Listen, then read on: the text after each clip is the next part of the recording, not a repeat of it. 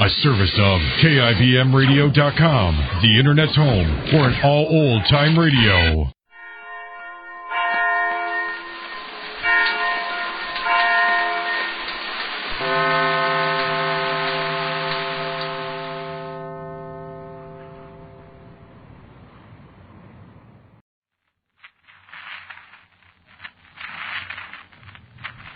Quiet, please.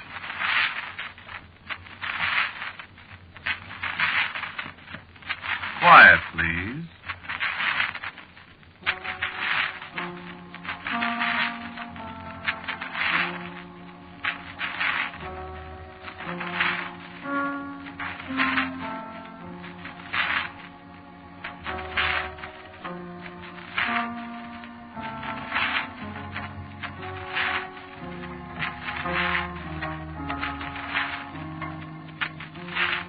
The Mutual Broadcasting System presents Quiet, Please, which is written and directed by Willis Cooper and which features Ernest Chappell. Quiet, Please for tonight is called Little Fellow.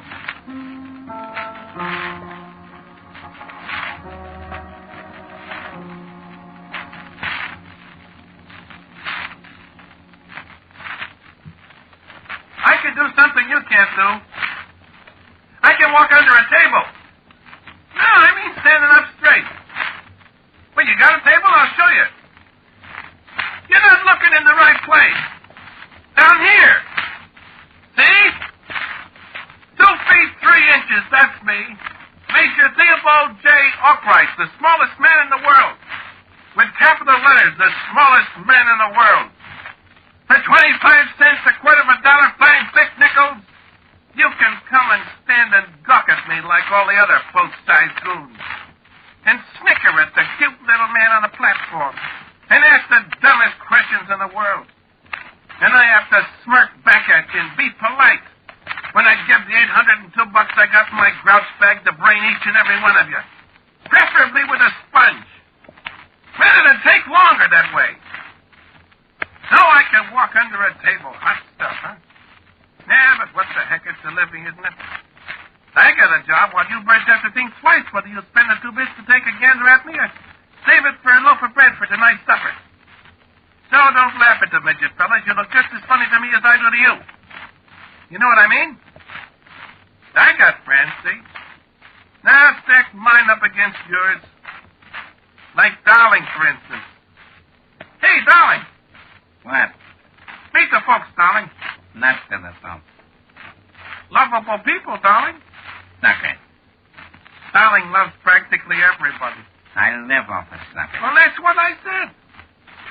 Darling's a magician, pal. Darling saws ladies in half. And boy, would I give a quarter to see him saw some of you gals in half. Nah, in little bitsy pieces. Some of you dames that stand in front of my platform and leer at me and whisper and tee-hee and grin at me with your great, big, ugly mouth. Yeah.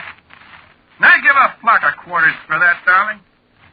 Okay, so I sound better, huh? Well, Palsy, how would you sound if practically everybody you know is 3 times as big as you? Take it easy. I'm not going into my song and dance for you. Just you think about it sometime while you're resting. It'll give you the willies. Yeah, midget's got no dignity. You get introduced to a full-size character and he giggles when he shakes your hand. You do it too. Yeah? Did you ever read Gibbon's Decline and Fall of the Roman Empire? Well, I did. You write poetry? Well, I do. And I get it published. Publisher doesn't know I'm a midget. You got 14 suits of clothes? Well, I have. All right, I said I wouldn't gripe, only... gosh, it'd be something to be able to look a beautiful girl in the eye sometime. Without tilting your head back like you're gaping at that thing on top of the Empire State. Looking her in the eyes and not have her put on that silly smile girls keep for puppies and kittens and cute babies. You know what I mean? No, I guess you don't. Well, hand me the cigar box, darling. Then take one yourself.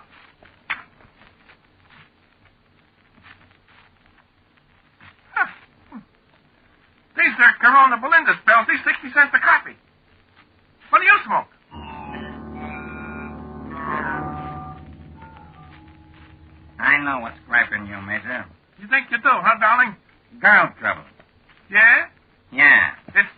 business, Bud.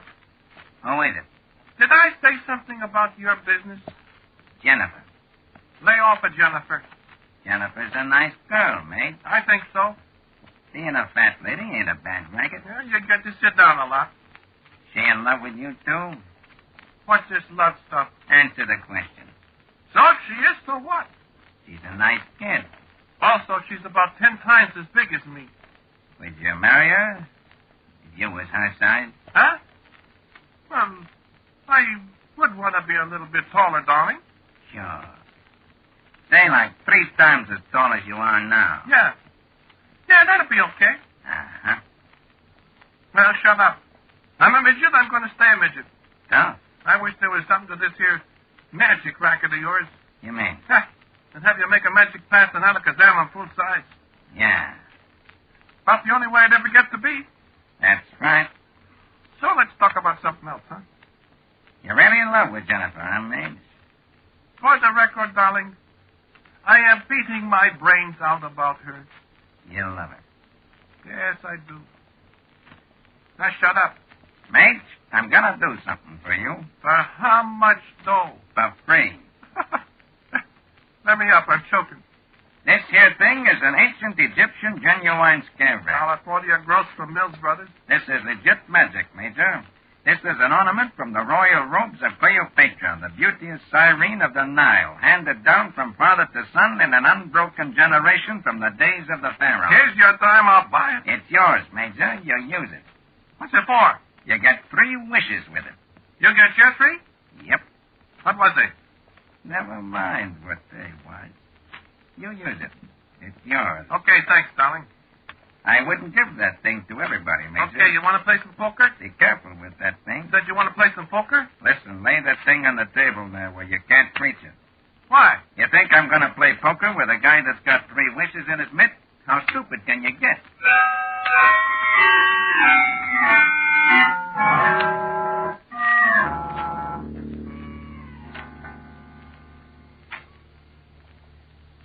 Well, anyway, it's a pretty night. Better be a pretty night after dropping $46 to that old bet.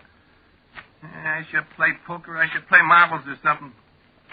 Nuts. I'm going to sit down and smoke a cigar and look at the moon.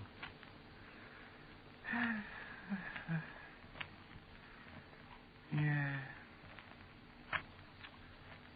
Oh, boy, Jennifer. Oh, Jennifer. Gosh, if I was only a full-size guy.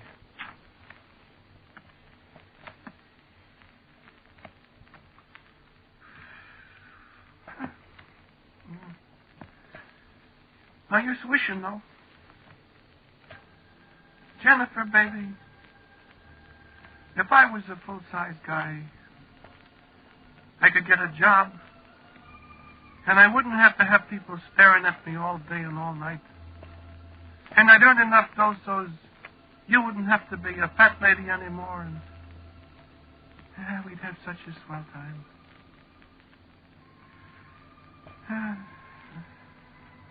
Fat girl and a midget.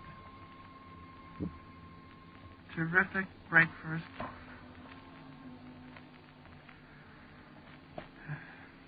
Nuts.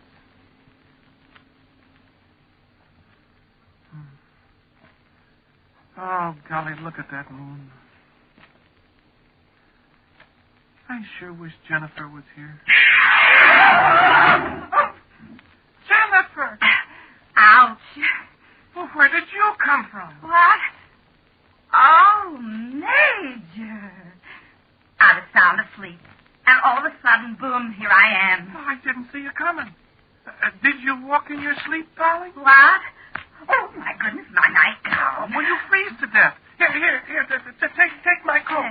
I'll put it over my head. Oh, my goodness, I don't know how I got here. No kidding, darling? No kidding. I'm asleep, and then I'm here. Oh, what a bump. Good thing I'm well padded. Oh, you poor darling. Oh, I gotta go back. I can't sit here on the beach in my nightgown, for heaven's sake. No, certainly not. No, indeed, Jennifer. You catch your death of cold or something, darling. Yes, I gotta go back. I'll walk you back, darling.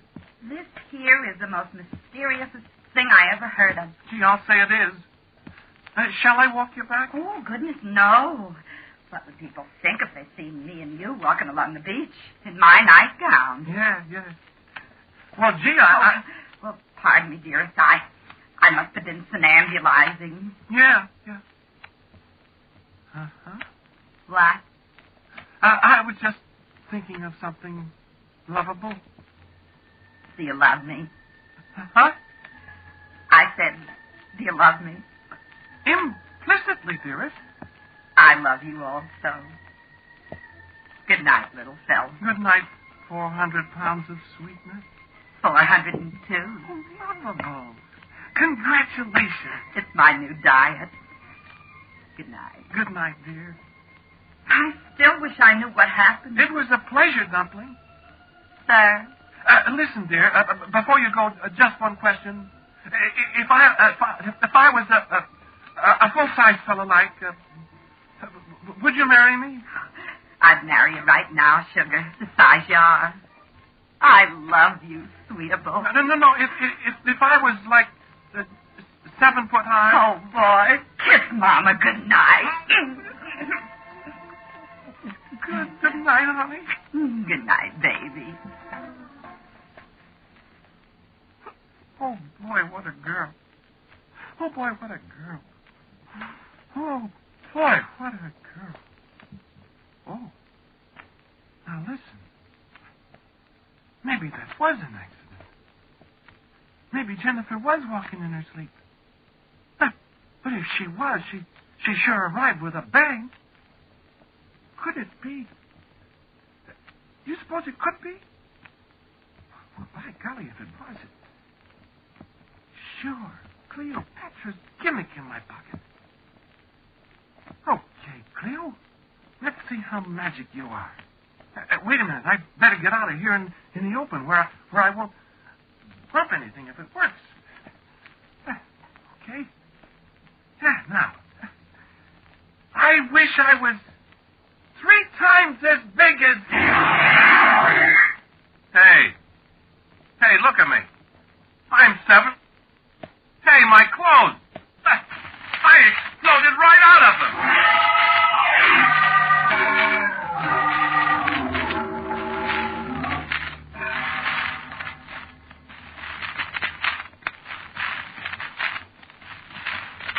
Hey, who's that? It's me, darling. Oh? Jennifer. What are you doing running around this time of night? I've been somnambulating. You have? I was asleep, and all of a sudden, boom, I'm sitting on the beach alongside the Major. In my nightgown yet. What you talking about? I'm telling you the truth, darling.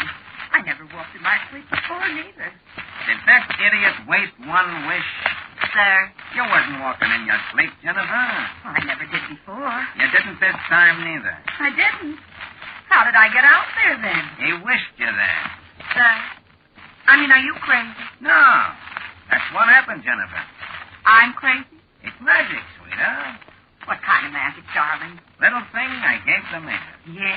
Genuine Egyptian scare rat, handed down from father to son since the times of the pharaohs. Used to be Cleopatra. Yes? Yep. Get 3 wishes with it, see? He wished you was there. You was there. How do you like that? Uh-huh. How? Uh-huh. That's what he was talking about, asking me if I'd marry him if he was full size. That's what I give it to him, bro. To wish himself up, see? Gesundheit. You better go in. I'm going. And I'm going to get dressed. And I'm going to go find the Major and watch him wish. I hope it'll work. Oh, gee, I better hurry up. Gesundheit. Hey, darling. Huh? Is she gone? She went down the hall to her room. Good. What's the matter with your voice? I'm freezing to death. Well, come on inside. Why, I can't unless you're sure she's gone. Why? Why, I exploded right out of my clothes. You what? All right, come on. She's gone. No. Well, okay. Don't. What? Well, I just said I wish I was 3 times as big. Don't say it. Huh? It didn't work that time. Hey, why didn't it work? Well, how could it? I ain't got it. Huh? Well, I told you I busted out of my clothes, didn't I? Heck, they're in a million pieces down there on the beach, and there's the gimmicks with them. Lend me a bathrobe, will you?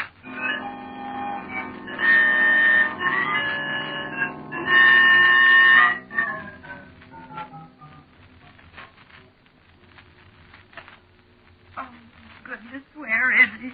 Where can he be? It's so dark. Oh, Major. Major. Yeah, we were right here by this palm tree once. Oh, there's so many palm trees. Oh, goodness, I did catch cold. Major! Oh, where in the world? No, it couldn't be here. Ouch! Oh, I keep sinking down into the sand so far. Major, where are you? Oh, heavens, here's where we were. I can tell. I remember this palm tree. Oh, I fell in a hole. Well, that's where I landed before. Now, where is he? Major, where are you, little fella? What are all these rags here? My gracious. You suppose some fish could have had him? Oh, and left all his clothes here in rags. Oh, heavens. Oh, my goodness, what's this now? Looks like an iron beetle. Oh. He dropped the genuine Egyptian scarab that was handed down from all the pharaohs and Cleopatra and stuff. Oh, golly, he didn't get to wish. Oh, heavens, I can't bend over to see these rags. Oh, no, he'd be wearing his suit. He went back to the boarding house to wish, and he forgot his wisher. Oh, my gracious. I know what I'll do. Oh, goody. I'll make his wish for him. Oh, boy, will he be surprised. Oh, my darling little fella. Now you're going to be a big man. Oh, I wish he was 4 times as big as he is.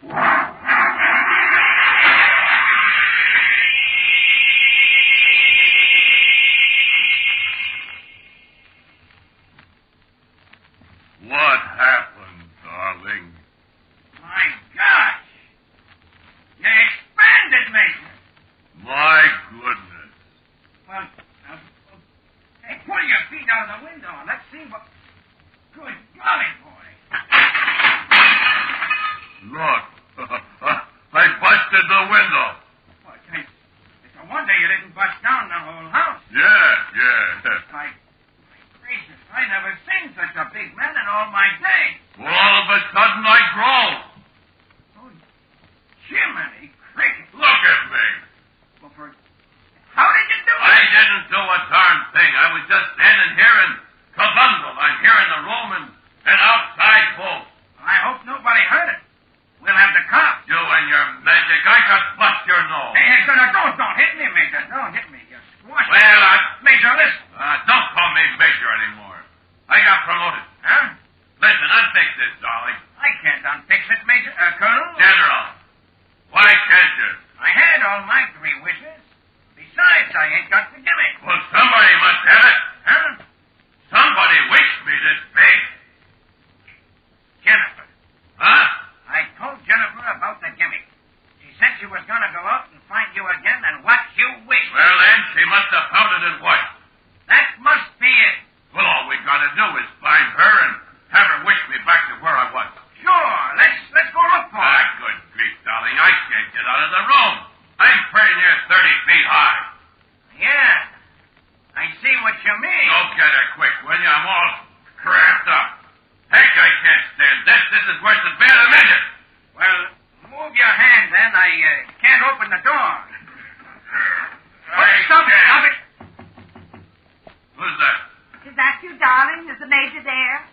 Well, part of me. Oh, my goodness. That's your darling. I can't wiggle. Oh, he's been enlarged. Oh, darling, what's happened to you? Nothing's happened to me, Jennifer. No, I mean my darling. What's darling been doing to you, darling? Listen, popcorn ball. Did you find a little thing like a beetle out there on the beach? If that's where you've been? Yes, I was. Did you? I'm getting confused. What's that thing in your hand? Oh, the iron beetle. It's the wishing thing. Yeah. Well, listen, honey bun. Did you make any wishes? Well, I only wished you to be 4 times as big as you was, dearable. Yes, but I was already 3 times as big as I was. You're confusing me again. Well, listen, honey, I wish myself first. And then you wish me. Give me the thing. I got one more wish to get back to normal. You got to? No, I wished you out there in the basement, me, see? Oh. Give me the gimmick, darling. I'm all crapped up. Oh, goodness, yes, sweetheart, you take it. And wish quick, will you? I don't like you very well this way. You holler so. Just lay it in his hand, Jennifer. Yes, goodness, here. Oh, boy, oh, boy. Oh, boy. Stand back, everybody. I wish I was back to normal size again. Oh, look. You're a midget again. Oh, Major. Now look what we've done. You, darling, what kind of dirty magic is this? My gracious, I don't know, Major. Only I think you ought not to have said normal size. This is your normal size, too. Oh, boy, I am a dead pigeon. Oh, no, Right darling. back where I started. Gee, Jennifer, I'm sorry. I love you, Major. Yeah, but you don't want to marry a midget. Oh, Major, it's so You confusing. and your magic, darling. I told you to be careful of the 3 wishes, Major. I told you. You remember that? Here, Jennifer, take this darn thing and throw it away. Oh, golly gosh. I wish I was a midget, too. Oh, Jennifer. Oh, Major, where are you? Oh, you're all tangled up in your dress, sweetheart. Wait, I'll help you. There. Oh, Major, at last. We're both the same size. Isn't it wonderful? Do you think so, Jennifer? Oh, I love it, dearest of all. How I love it. Oh, you look wonderful to me. Oh, but sweet potato, you're a midget. I know it. And I love it. Well, if you don't like it or something, Jennifer, you still got one wish left, you know. Oh, gracious, I have, haven't I? Oh, Jennifer, you're not... you're Give me not... the gimmick. Oh, Jennifer. I wish we were married right this minute. Where are the people that wanted to get married? Huh? Who are you, mister? Why, I'm a justice of the peace. And by a strange coincidence, I happen to have a marriage license in my pocket. Now, where are these people, if you please? We're down here, mister. Hey, look. We can do something you can't do. We can walk under a table.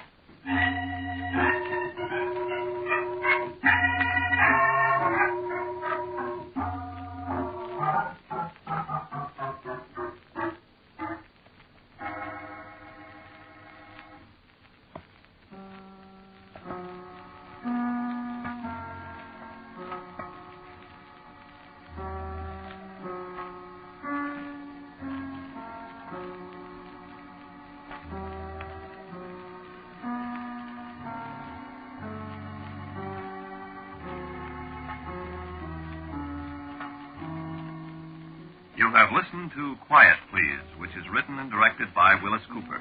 The Major was Ernest Chappell. And Betty Gard played Jennifer, Lon Clark was Darling, and the Justice of the Peace was Pat O'Malley. Music for Quiet, Please is composed and played by Albert Berman.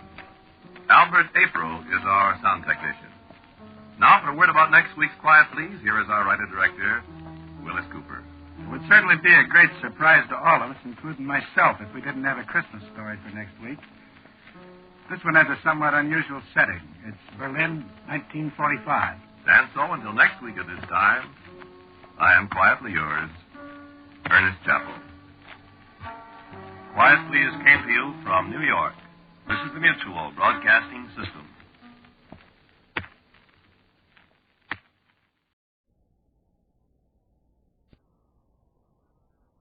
Quiet, please.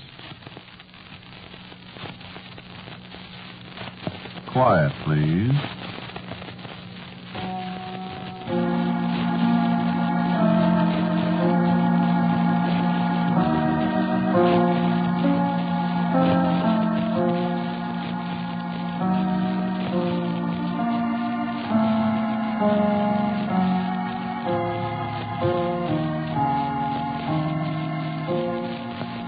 The American Broadcasting Company presents Quiet, Please, which is written and directed by Willis Cooper, and which features Ernest Chappell. Quiet, Please for today is called Berlin. 1945. Good afternoon. This is Willis Cooper. The Quiet Please story we're bringing you today is a Christmas story that many of our listeners have asked us to repeat this year. And though Christmas actually was yesterday, after all, it's still Christmas today, isn't it? This was Christmas Day 3 years ago, Christmas 1945, in a ruined house in Berlin, in Germany. 5 soldiers around a table beginning their Christmas dinner. Staff Sergeant John Plattner was Carly. I am a guy that strictly enjoys Christmas. I'd enjoy it a lot more if I was at 504 North Monroe Street. Hey, you guys come to see me sometime in Peoria. You'll find out. Hey, listen, I'll tell you what. Next Christmas, let's all go to Peoria and have Christmas dinner at Schulte's house. Yeah, that's the deal. We'll go skating out at Bradley Park. Hey, I'll bet they're skating at Bradley Park right now. Hey, it's 11:55 Berlin time. A 7 hours difference. That makes it 04:55 in the morning in Peoria.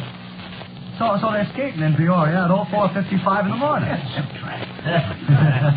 In Peoria, everybody's nuts. Well, come on. Who said wake me? Me. One at a time. Don't anybody want a drumstick? I want a drumstick. Who said Well, look at the turkey. Look.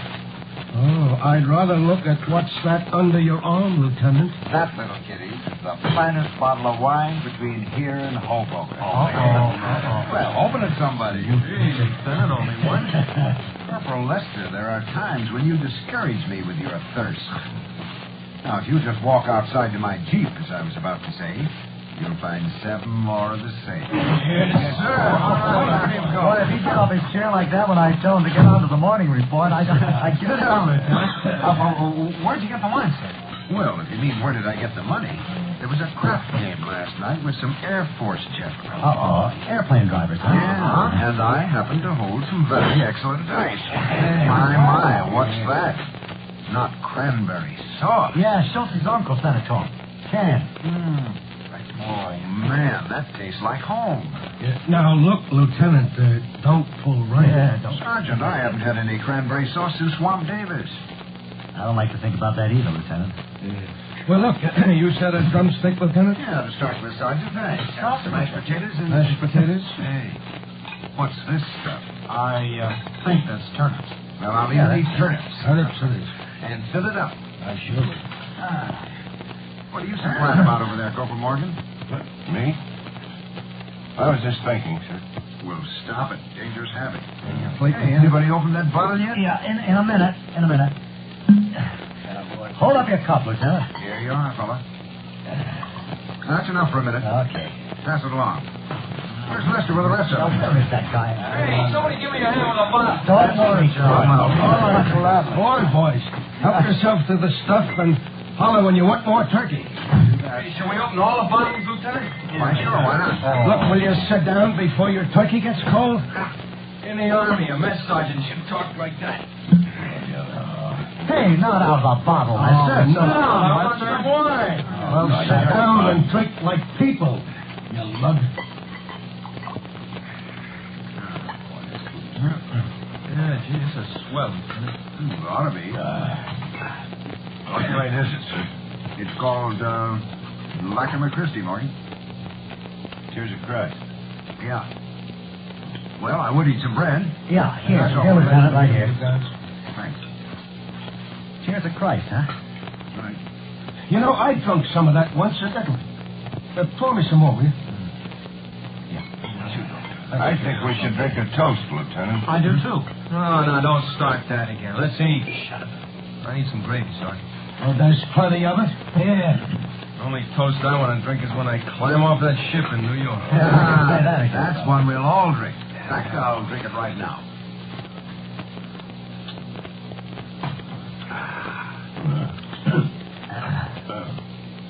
Remember what we were doing last Christmas, Lance? Yeah. That's what I was thinking about. About a toast.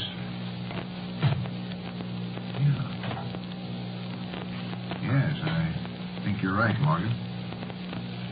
Bill McAdams.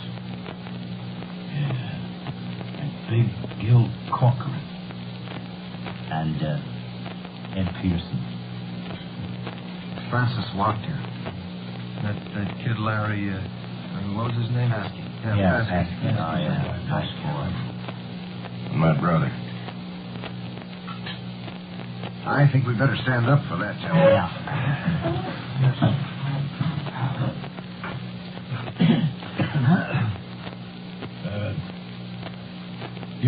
You say the toast, Lieutenant. No, we'll just drink to it. To all of them. All of them.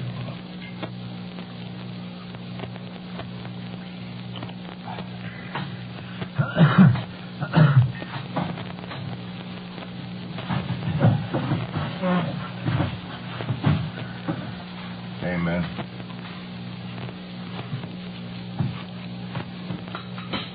I want some more toast, son. Yeah, come on. Oh, say, I haven't eaten like this since I was a Hey, kid. I sure remember my last Christmas back home. You mean at Swamp Davis, Griff? Nah, home. Hollywood. What? You been there? Yeah, hey, we had a show that day. All along, coast to coast. Hey, what'd you do on the radio, Griff? Sing? Nah, it was an announcement. You don't sound much like an announcer. Hey, how about another drumstick, Si? Sure. Reach your plate. Yeah, thanks. You want to hear me announce? Good evening, friends of the radio music world. Tonight, we are again privileged to present the Army Air Forces Symphony Orchestra under the direction of Major Eddie Dunstetter, direct from the Flying Training Command Auditorium in Santa Ana, California. Our program this evening includes Si mes vers avaient des ailes by Ronaldo Hahn, La Création du Monde by Darius Milhaud, selections from De Berge aus Edelmann by Richard Strauss, and to conclude, the inimitable folk song of our Russian allies, Krasny Serafin. Did you hear what I heard? Well, It did come out of that. Hey, where'd you get out of a soft touch like that, Griff? I popped a crooner in the eye. He was a master sergeant, so they shipped me. Is there any more wine? After that, Griff, you ate a whole bottle of yourself. Don't kid me, Lieutenant.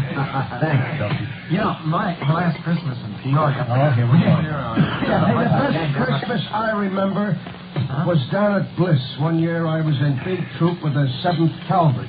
Oh, yeah? Yeah. There was a Mexican cavalry outfit just across the river at Juarez. Now, they come over to play polo, see? And brought a bunch of their enlisted men along. And every single one of them lads had a quart of tequila in his saddlebags. Oh, brother. Did you ever drink tequila, Lieutenant? Once. That was the night. There was a Mexican sergeant. I can remember his name. Sorrento Pablo Francisco Rafael Del Rey Jimenez Jr. Jr. He taught me how to say Merry Christmas in Mexican. No kidding. How'd it go? What is it? Felices Navidades. And what?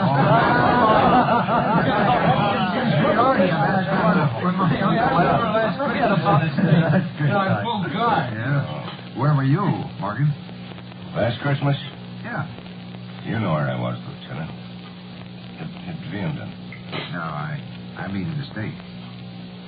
Well, before I got in the Army, my last Christmas in the States was in jail. Jail? Yeah, in jail. Never told you guys that. Well, lots of people been in jail. Slide the bottle over this way, Griff. Yeah, wait a second. What was yours for, Griff? Never mind, Lester. Oh, I don't mind, Lieutenant. It wasn't the first time. Thanks, Sergeant. A little more turkey, I guess. Coming right up, baby. Well, I was a bum. Like that. A hobo? Strictly a hobo. I never had it so good as in the Army. You sure didn't like the Army so well when I first joined the outfit, Morgan. Yeah, I know. Gotta be kind of different when my brother joined the outfit. I never knew the kid very well before.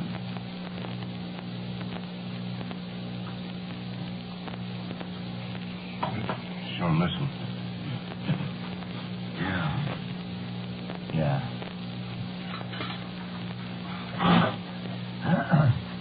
I'm going to stay in. The least I can do. Where was you, Lieutenant? When? Oh, you mean my last Christmas home? Yeah, where was you, Lieutenant? Well, believe it or not, I was in high school. Oh, you're kidding. No, I'm not. Well, last year. I was supposed to graduate in 1941. When my class graduated, I was a tech sergeant at Camp Forest, Tennessee. Oh, what do you know? Where was your Christmas? In a hospital with a broken leg. Yeah? Played too much football. Oh. Hey, Huh? did you ever know a lieutenant colonel at Forest named, Smith? There was a million lieutenant colonels named Smith. Fellow looked like Eisenhower? Was a major then? That is the guy. Yeah. When the Krauts was going to assassinate Ike a couple of 3 months ago, Yeah. Remember? this here Colonel Smith, he personified Eisenhower. I impersonated him. Yeah, played like he was him. What? He was a friend of mine. No kids, two companies in Peoria down at Forest, Lieutenant, out of the 130th Infantry. Where are you last Christmas out of the Army, Schultzy? Gee. Dinny and I got married Christmas Eve. Jenny? Her name's Celestine. Oh. I was called her Dinny. I didn't know you were married, Why, sure, Lieutenant. December 24th, 1941. Hey, Did I ever show you a picture? No, you got it with you? Sure. Come on. Let me see that after you, Lieutenant. Hey, she's a pretty girl. Is she blonde? Red hair. Hey, let me see that. Take a look. Let me see. You want to get a load like that? After me comes you. Wait a minute. You remember where it came from? Oh, looks like my youngest sister. Hey, say, Chris. Here you are, kid. Where was you Christmas? You see the picture, Mom? No. Take a look at it. Pretty. That's Well, where was you, Chris? Hollywood Canteen. Oh, boy. Gee, I'll bet. Hey, I was never there. Was there movie stars? Up to here. Betty Grable? Yeah. In Peoria? Lana Turner? Gee, I don't remember Lester. Get him. He don't remember Lana Turner. Hey, Sarge, slice me off another slab of white meat. Sure will. After that. Oh, brother. Let me have a little Really too, will you? good. Who's out at the door? Huh? I didn't see anybody, Sergeant. Probably one of them hungry Joes from the 1st platoon. Looking for a second dinner. Well, nuts to him. Look, anybody else want some turkey? Oh, not me. What we got for I'm dessert, okay, Sarge? I think. Pie. Pie. Well, Sonny, my mom wrote to me, and she asked me what I wanted for Christmas. So I tells her. Junior. I mean, June. all right. I'm kidding. When I wrote her, I wanted one of her mince pies. Oh, why not? Now, don't tell me your mother sent you a mince pie. That can't be done. What do you mean it can't be done? Well, if I put them guys back in comms, they ain't steal it. They'd steal your Oh, rifle. come on, Sarge. Is the Army putting out GI mince pies now? Now, look, Mac. This is no GI pie. What is it, Sergeant? Well, sir, my mom, she sent me a thingamajig full of homemade mincemeat. Yeah? Wraps it up so it looked like a section of stovepipe. That's so it won't run out. Yeah. And by Jiminy, it got here. Oh, that's great. Every step of the way from Massillon, Ohio. Sergeant Plattner. Yes. If you're kidding us, I'll personally turn you over to the toughest MP out there.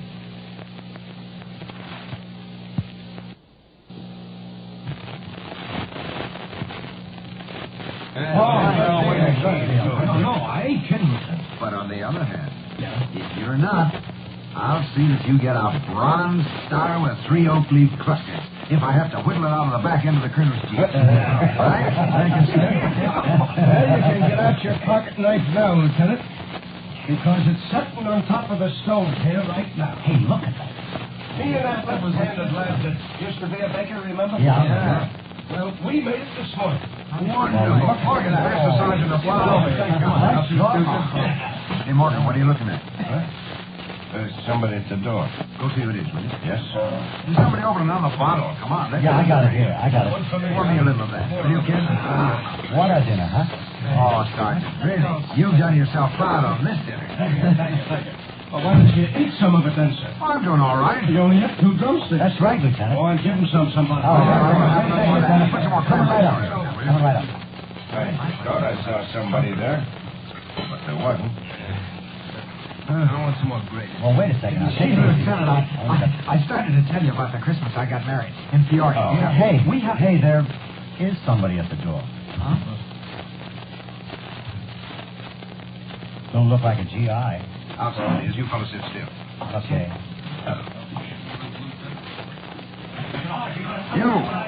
You there. Was machen Sie hier? Come here. Was wollen Sie? Was heißen Sie? I'm sorry, sir. Oh, speak English, huh? Yes, sir. What do you want? Nothing, sir. I was just looking around at the destruction.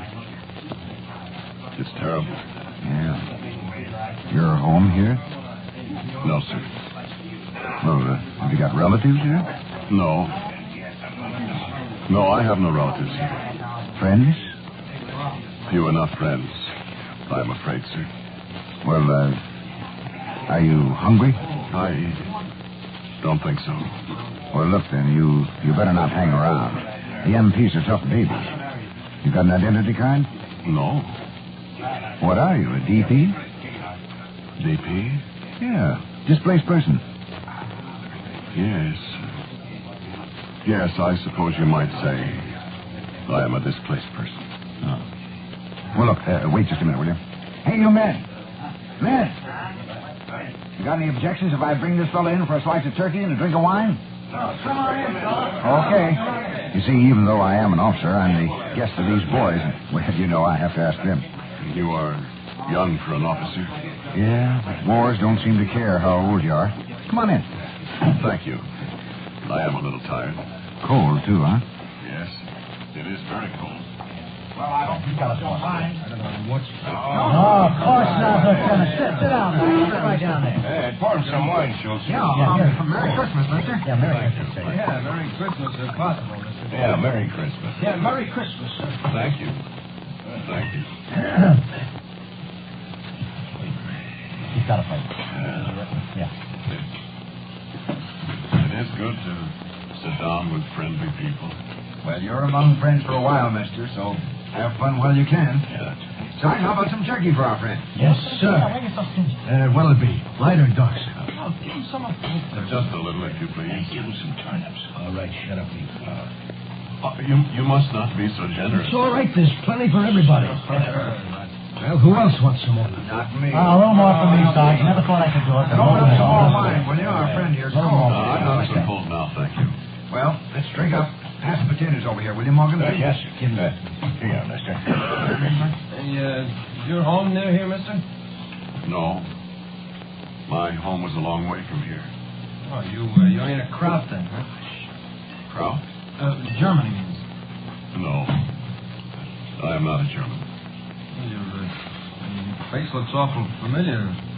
Haven't I seen you around here sometime? I don't know.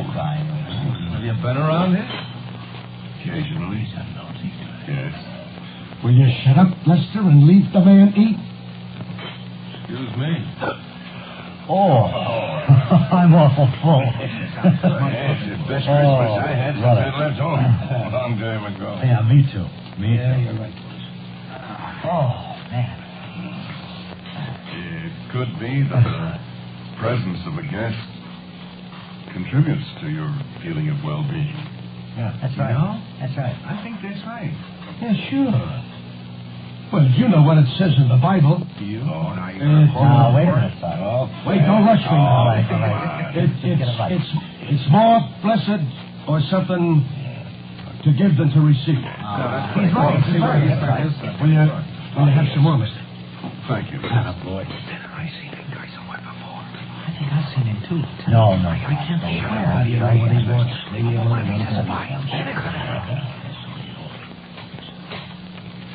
You men have been together for a long time in this war? Oh, yes, sir. Yes, sir. Yep. We're all that's left of the original outfit. We all started out together in the States, and We said that we'd eat dinner in Berlin. There was a lot more of us then, partner. Yeah, a lot more. A lot of good guys, Griff. I'll say. Well, here we are in Berlin, and we are having dinner, ain't we? Sure. It almost seems as if you were all spared for something more than merely fighting a war. I don't get it, mister. Fighting this war has done something for us, I guess. I wouldn't do it again for a lot of money. No. What has it done for you, then?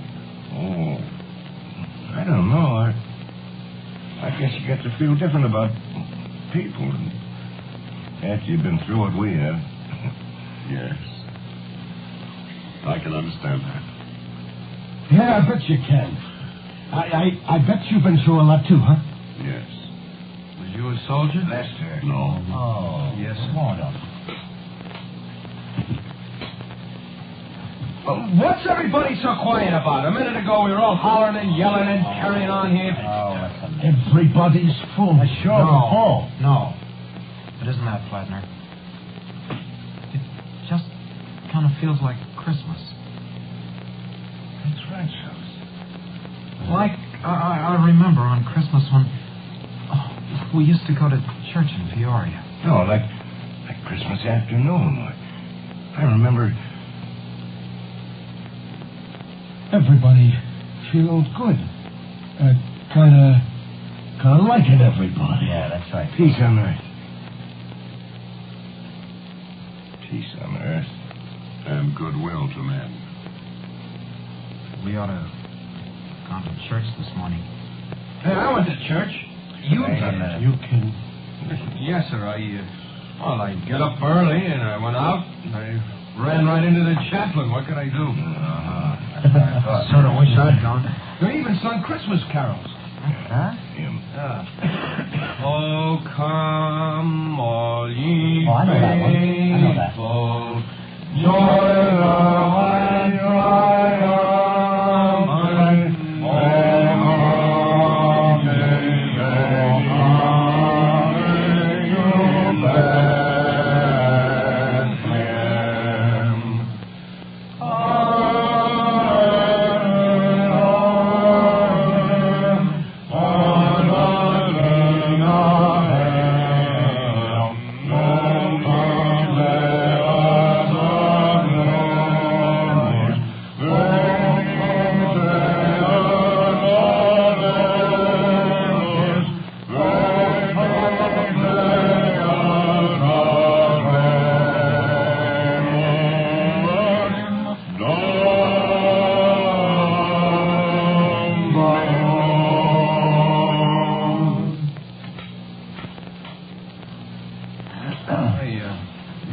That's an awful-looking scar you got on your hand, eh?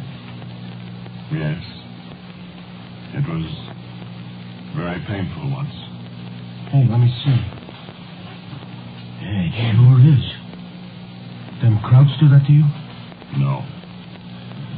You know, you speak awful good English. I speak several languages. Lester, will you let the man alone? Lieutenant, I want to know who he is and what he's doing here. I know I've seen him someplace. Yes, I think you have seen me somewhere. Yeah, but where? Or where? I know where I've seen him before. Do you? In the hospital. I had the broken leg. It was Christmas. I prayed. I know where I saw you. Yes. I remember. In the snow. Back of Deacon's. And I was kneeling beside my brother the night he was killed. I saw you on the transport when we were on the way over here. It was in the mission. Carmel. Yes. I saw you there. Once when I was walking guard at the tomb of the unknown soldier at Arlington. At night... I was there. Was you in church this morning? I saw you there. Well, who are you?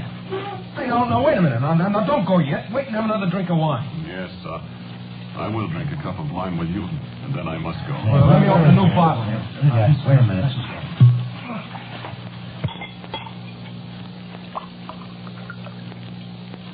Yeah, drink up. Thank you.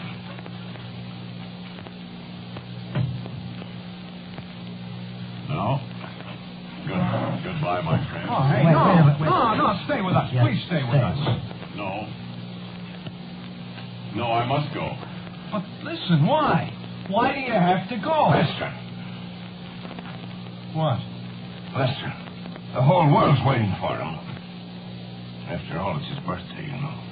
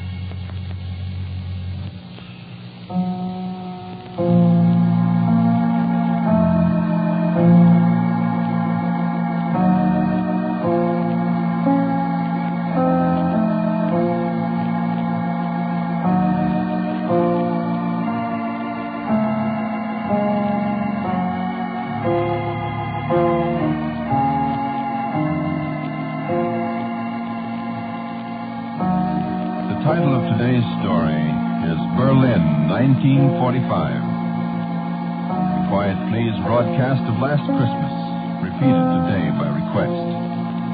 The displaced person, Ernest Chappell. And the others in the cast were Ed Latimer, Frank Thomas, Melville Ruick, James Monks, James Goss, and Warren Stevens.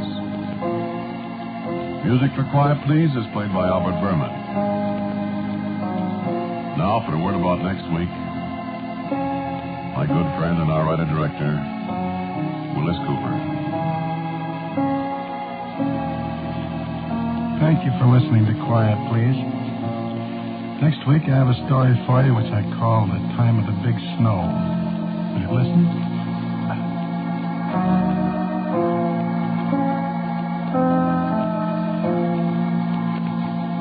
And so, until next week at the same time, I am quietly yours, Ernest Chappell.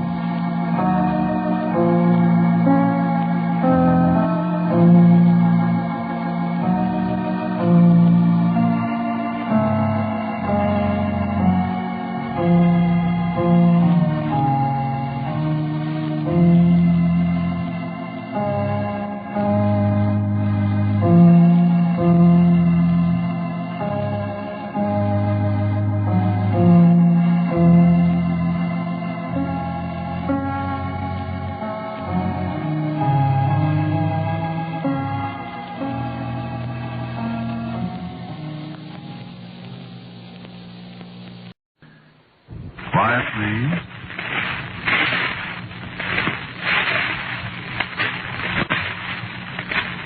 Quiet, please.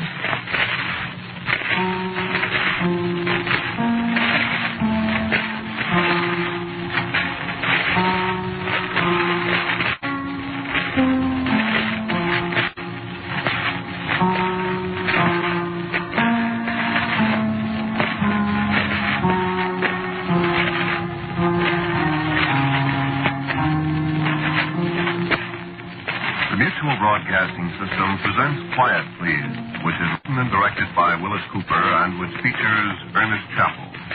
Quiet Please for tonight is called Rain on New Year's Eve.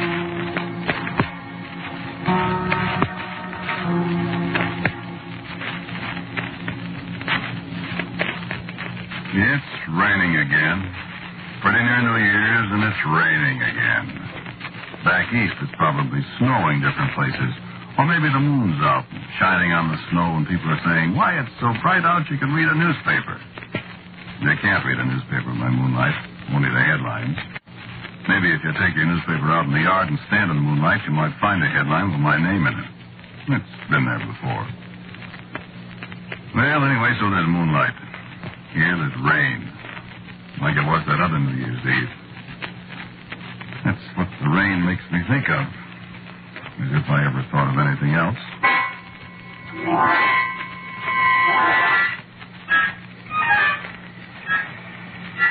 Listen to the rain.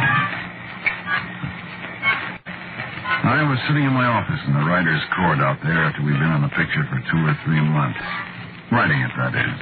They'd been shooting for about 3 weeks, but I was still on the picture because we had a producer that couldn't make up his mind, and the director was one of those guys, sort of road company Hitchcock, you know. He makes the picture up as he goes along.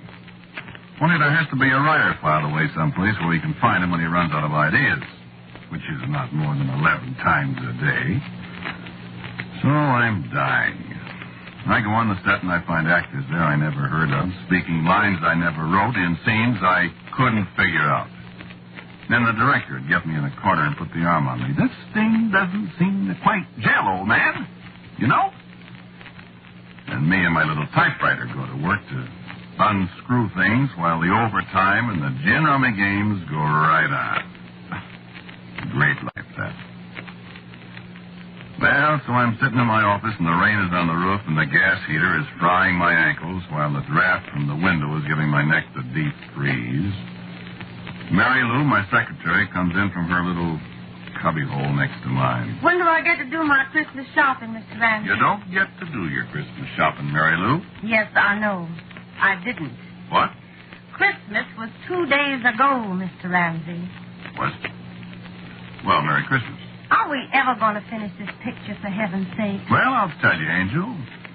Mr. Doty, the great director, is getting $3,500 a week. I know it. And, my dear, Mr. Doty has not got $3,500 a week for a long, long time, see? Mm-hmm. So Mr. Doty, the great director, is going to make $3,500 a week just as long as he possibly can, and characters like us can, you know what. That man.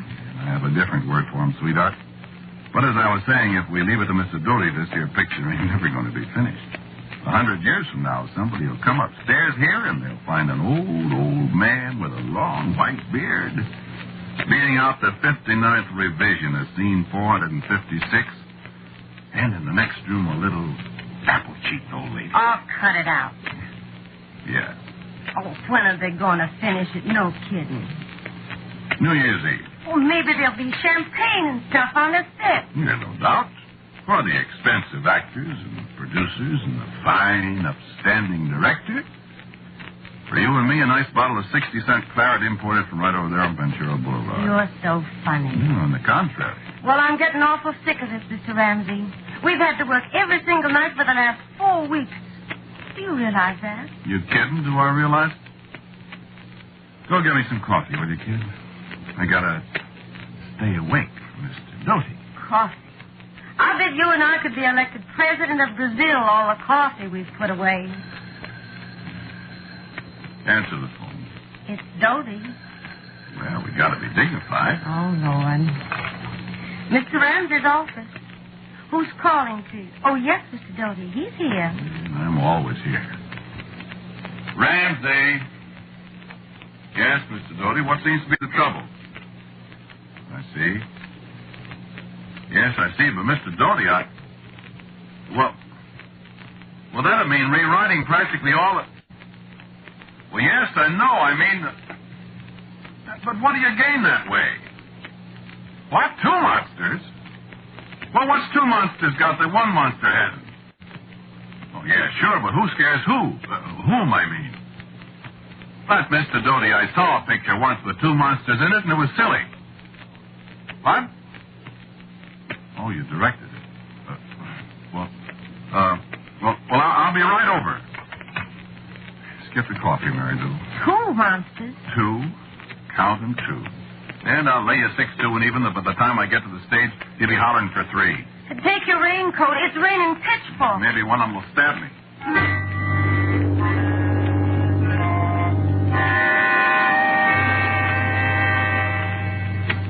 I better tell you about this monster stuff. This was a horror picture, you see. Kind of the poor man's Frankenstein.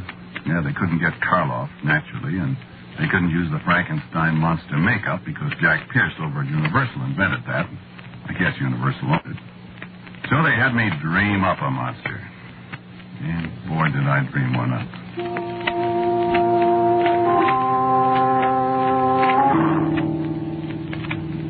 There's an old book. It's called... No, I guess I won't tell you what it's called. Well, you don't want to take those old books too seriously. So I kind of swiped this monster out of the book. Well, you'll never see the picture, I suppose, so maybe I better tell you a little about him. No, I guess I won't either. He was the most horrible monster I ever saw, no kidding. And what the makeup department did with my sketch and my description. Oh, boy. Just one thing I'll tell you about him, and you can figure out the rest for yourself. He didn't have any face. You take it from there. But don't kid yourself. He was a thing. They got Ollie Tharp to play Ragoon. Nice fella, quiet, always grinning, modest. Good actor. Last guy in the world you'd expect to play a monster. Oh, yeah, sure. Karloff did the Frankenstein thing, and he's the mildest-mannered guy in the world. I remember him on the Son of Frankenstein set years ago in his monster suit all gray and green, showing pictures of his new baby to people. That's a laugh. Well, I guess monsters are human sometimes, huh? Yeah, maybe humans are... Yeah. Well, all right. I spend 3 hours listening to Mr. Doty run off at the mouth with the whole company having the screaming memes over all this nonsense. It's 5 minutes to 12 when he finally decides to quit and everybody goes home.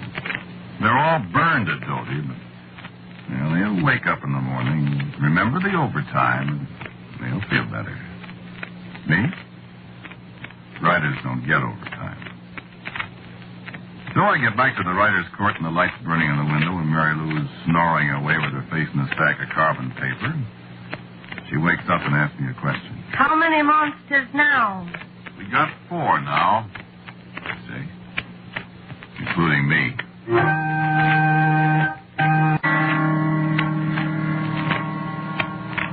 So the next morning it's not raining anymore. The sun is shining bright and you can see snow on top of the mountains, and it's a very nice day.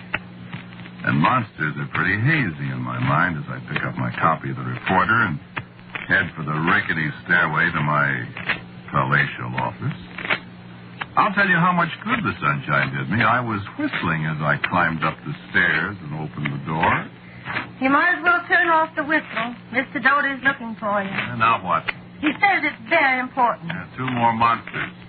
Your coffee's on your desk. Steaming cold, no doubt. I've just brought it up. Give me 15 cents. Well, it's your turn to buy this morning. I bought yesterday. All right.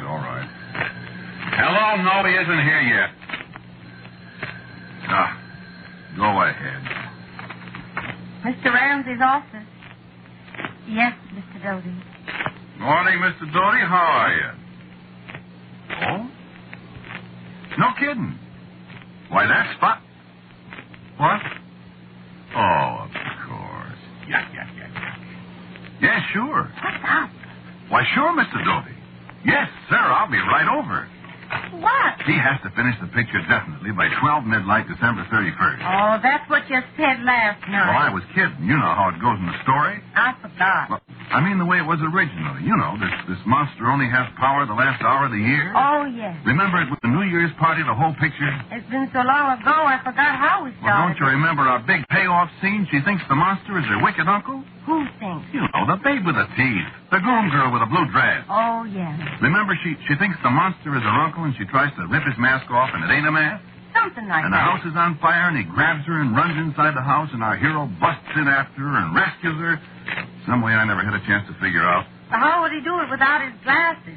He'd fall over the stoop. What stoop? There's hundreds of them in pictures. Drink your coffee and go see Mr. Doty. Maybe he's changed his mind. No, he can't change his mind. The front office put the big fat arm on him, or else. Whoopee, baby, 3 days and we can sit down and rest. Away from this place. You can say that again. Tell him I ain't here.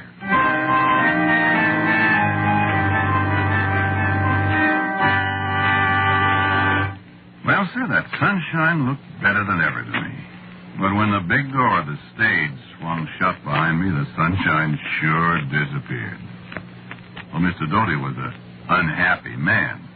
Well, 3 more days and there wouldn't be any more of those $3,500. And he didn't like it a little bit. And guess who he took it out on? This is the worst story I ever had to work with. It positively smells bad. I didn't say. It's your story, Mr. Doty. All I got left is a monster, and he'll probably turn out to be Santa Claus or somebody. If you listened to me when I told you how to do it. I didn't say. I listened to you, Mr. Doty, and now look what we got. Now I have to give up my beautiful idea of having 3 monsters instead of 1. Because then we'd have had to reshoot practically the whole picture, and you'd have made another $1 million. I didn't say that either. So, if you think you could possibly dredge up your original script, I think I can possibly make it into an acceptable B picture. Although it's a task even for a director like me. Mr. Doty doesn't realize what an unconscious humorist he is. That guy could make a B picture out of the signing of the Declaration of Independence, even if he had the original cast. So get to work. Get to work and do something. Have I got to do everything around here? Get a move on you. Oh, I got a move on me. Even if you think I disliked that guy up to now. What?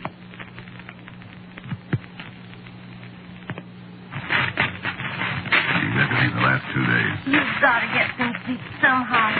You've been on your feet for almost 2 days, Mr. Ramsey. Yeah. Where were we? Scene 168, long shot interior mansion night. From the top of the stairway, a figure appears indistinct in the shadows. We sense, rather, to see the twisted, evil form of the monster as he peers over the balustrade.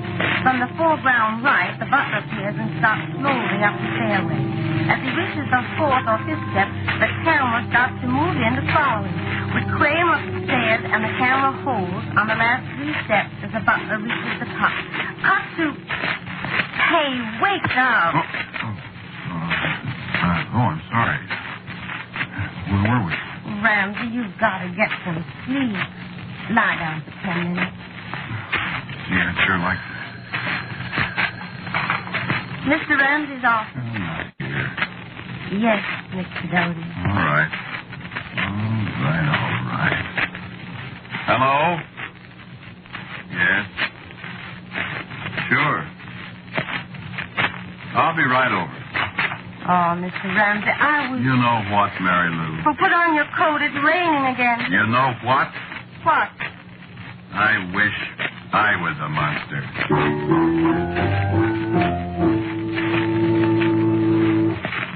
You know, I was a tired little fellow. I didn't have any Thanksgiving. I ate a bent ham sandwich in my office that day because Mr. Doty had to have 3 new scenes Friday morning. He called me to the office to see how I was doing. He'd just finished his Thanksgiving dinner. I didn't have any Christmas. I locked the door of my office and baked my brains out on a whole new sequence Mr. Doty had thought up. All around me, people were drinking whiskey and chasing each other through the corridors and up and down the stairs. I didn't have any Sundays, and I didn't have any evenings. I, my friend, damn near lost my mind. All the time, Mr. Doty. Wow. Heck, no wonder that by New Year's Eve I was ready to hire a man with a cleaver to extirpate the guy. But I didn't. Nope, I sure didn't. At 9 o'clock, he called me over to the set again. Could I rewrite some dialogue? Well, I crossed him up on that one. I threw out the hash he'd made of my original dialogue and substituted what I'd originally written. It played okay. After 7 different takes, all exactly alike. I went back to my office in the rain. Mr. Ramsey's office. Yes, Mr. Doty. Yes, Mr. Doty. I'll tell him. Mr. Ramsey. I heard you. He needs you right away again. Okay. You poor thing. Only another couple hours. Hope I can take it. Take your raincoat. It's raining cats and dogs. You're telling me. That time it was a little piece of action he couldn't get through his ivory head. I explained it in words of one syllable, carefully avoiding the four-letter ones. He thanked me, old boy, and I went out into the rain again. Rain. Oh, what rain in California can do to you. I heard of a fellow that jumped into the Los Angeles River once after a week of rain. Ordinarily, he'd break his ankle, but he drowned.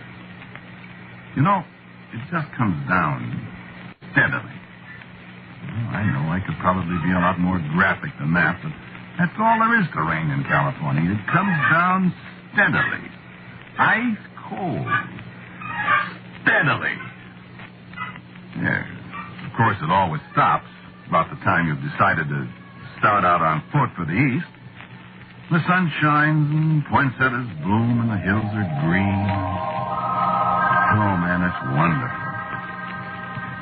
I guess they have the rain like hitting yourself on the head with a hammer. It feels so good when you stop. Yeah, that's a bum gag, but I was a pretty beat-up character. 3 more times that New Year's Eve. In the rain. The guy getting meaner and meaner each time.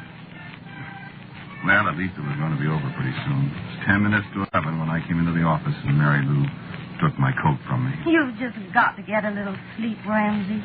Now, you sit down at your desk and put your head down and catch 40 winks. Thanks, Mary Lou.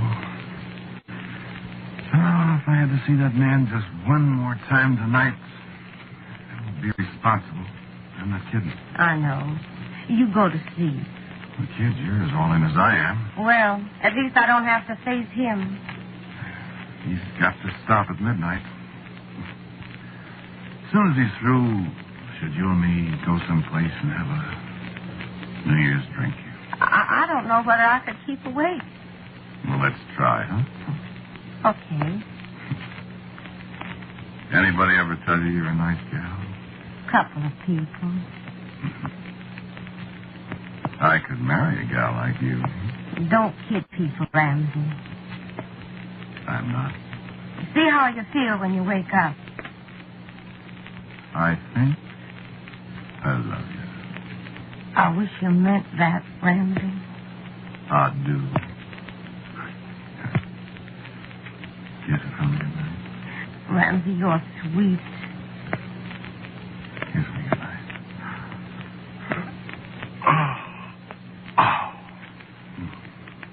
I'm sorry. Go to sleep.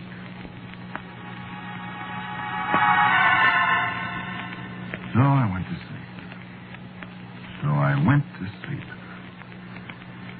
And I dreamed. Even when I was asleep, I couldn't get that guy Doty off my mind. I dreamed I was on the set. I dreamed they were shooting the last scene, the one where the monster comes closer and closer to the camera till that head of his without any face fills the whole screen. You know how it is in dreams. You're here. And then all of a sudden you're there, and you're one guy, and then you're another, and it's all mixed up. Yeah. I could see the set, and I could hear Doty call out. Rolling. Exit. Then I could see this faceless monster coming out of the shadows. Slowly right up to the camera where George Robinson was standing, as tired as everybody else. Then I thought to myself, if the audience had any idea that little old milquetoast Sally Tharp was inside that monster rig, they'd bust. And in the dream, I saw Doty jumping up and down in one of those silly rages of his, and he yelled, Get back there, fight over. You've got about as much minute as Randy over there. Even in my dreams, he was picking on me. And so they started all over again. My dream got kind of mixed up all right there, and I sort of seemed to be following the monster, because I could see Doty's face right in front of me as the monster moved in. When Doty yelled, cut again, the monster and I didn't stop. I just sort of seemed to follow him right on, farther and farther. I saw the monster's big hairy hands grab Doty, and Doty screamed, and the monster's hands were fumbling at Doty's neck. Doty was fighting, and I saw Doty bite the monster's hand. It was so real I could almost feel it. And then everything got black in my dream, and there were a lot of bells ringing, and that's what woke me up. So I raised my head, and of course, there I was in my office. And I pulled myself out of it a little, and I knew what the bells were. They were bells ringing in the new year. The rain was hammering on the roof, and it was tomorrow. So I got up and hollered for Mary Lou. Mary Lou! Hey, Happy New Year, Mary Lou! And she didn't answer. I stepped through the door into her little office.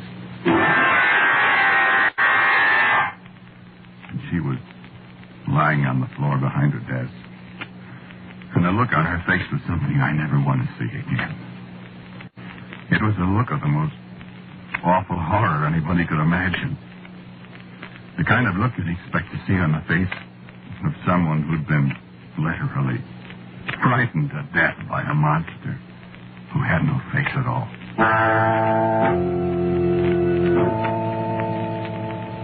So I stood there. After a few seconds, I heard people yelling outside. I heard somebody yell that Holly Tharp had killed Dodie. Somebody else said, no, Holly Tharp was dead, too, with a broken neck in his dressing room. And my hand hurt. When I raised my hand to look at it, right across the thick of my palm were teeth marks. Deep, bloody teeth marks where Dodie had bit me when I strangled him.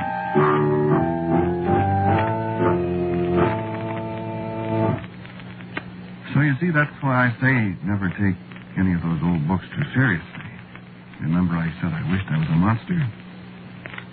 Remember what the book said? The monster only possessed his murderous power for 1 hour, the last hour of the year. New Year's Eve again, and it's raining. Got anybody you want murdered?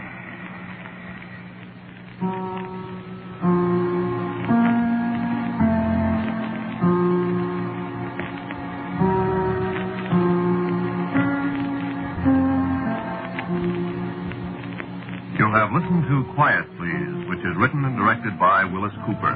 The man who spoke to you was Ernest Chappell. And Muriel Kirkland was Mary Lou. Pat O'Malley was Dodie. Music for Quiet, Please is composed and played by Albert Berman. Now, for a word about next week's Quiet, Please, here's our writer-director, my good friend, Willis Cooper. I have a story for you next week about a man who was haunted. It's called The Little Visitor. And so, until next week at this time, I am quietly yours, Ernest Chappell.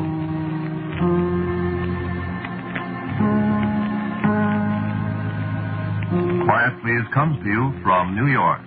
This is the Mutual Broadcasting System.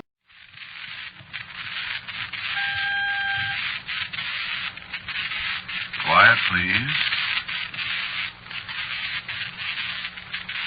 Quiet, please.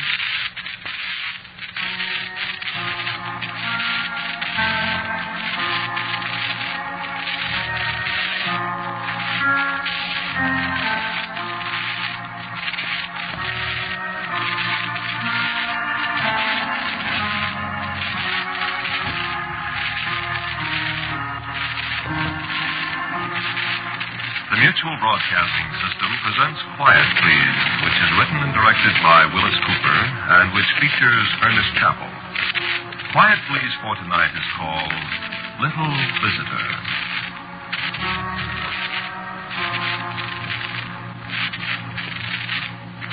All I know is there was a train wreck.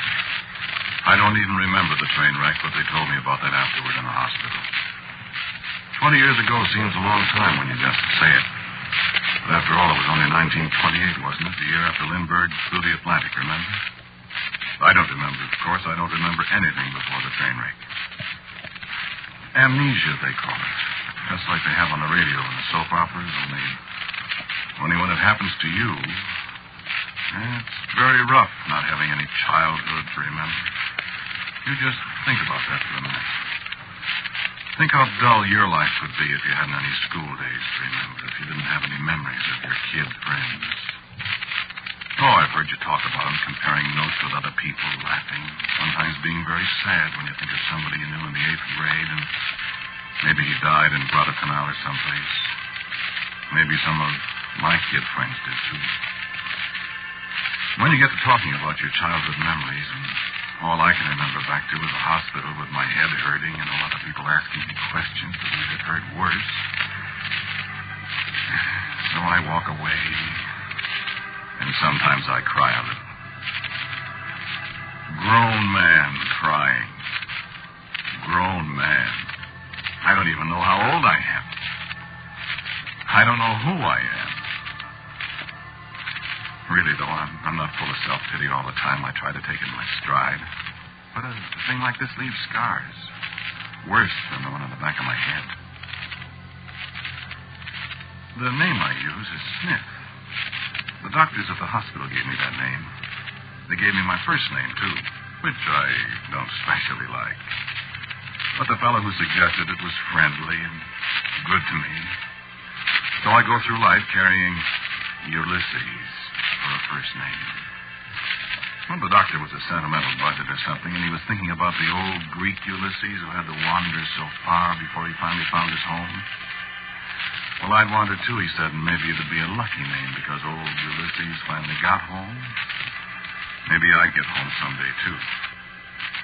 So, I'm Ulysses. And I haven't found home yet. I've made a home, of course. Marjorie and I were married 2 years ago, and it's all right.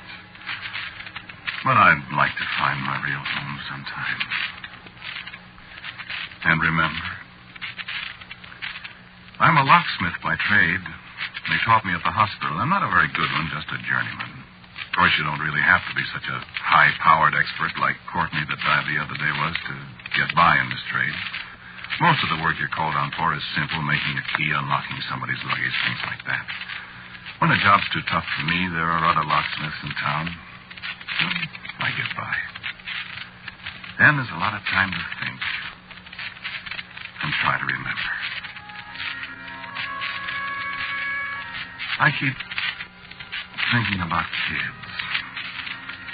The ones I must have played with when I was a kid. And this time of the year, I get to thinking about coasting on a hill somewhere.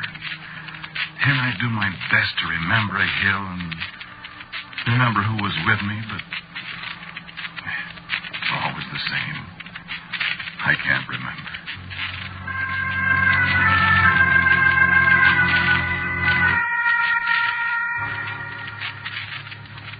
Last Thursday night, I was working in the shop on a late job. A fellow left a little safe with me. He'd lost the combination. He wasn't sure what was inside it, and he was going away and wanted to get it open. So I put in a little overtime. Fellow said he didn't mind paying for it. So I was all alone. It was close to 12, and I was pretty tired. A long day. I thought I heard somebody at the door. I looked around. There wasn't anybody. I looked at the clock then and saw what time it was, and the safe had turned stubborn on me, so I decided to call it a day. I knew Marjorie would be having fits anyway at me being at the shop so late. I was just slipping into my coat when the door opened. Yeah, sure it was locked. But it opened. And there was a kid standing in the doorway, grinning at me. Hi. How'd you get that door open, son? Just opened. Why, I locked it. It opened. What you doing? Well, what are you doing this time of night? Nothing. Hadn't you better be home? Nah. Your mother will be looking for you. Haven't got any mother. And your father. Haven't got any father either. You get along home. What you doing? Well, I was trying to open the safe. Scram now. Is it full of money? I don't know what's in it. Go on, beat it, son. I'm going to turn out the lights and close up. All right. Want me to walk down the corner someplace with you? Which way you going? That way. Nah, I don't go that way. Well, you get along home. Okay. So long.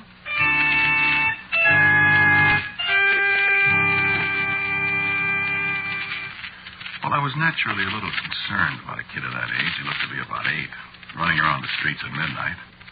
So I snapped the lights off quickly and stepped out the door to catch up with him. When I got outside, there wasn't a sign of him. Well, I got to worrying, but could I do?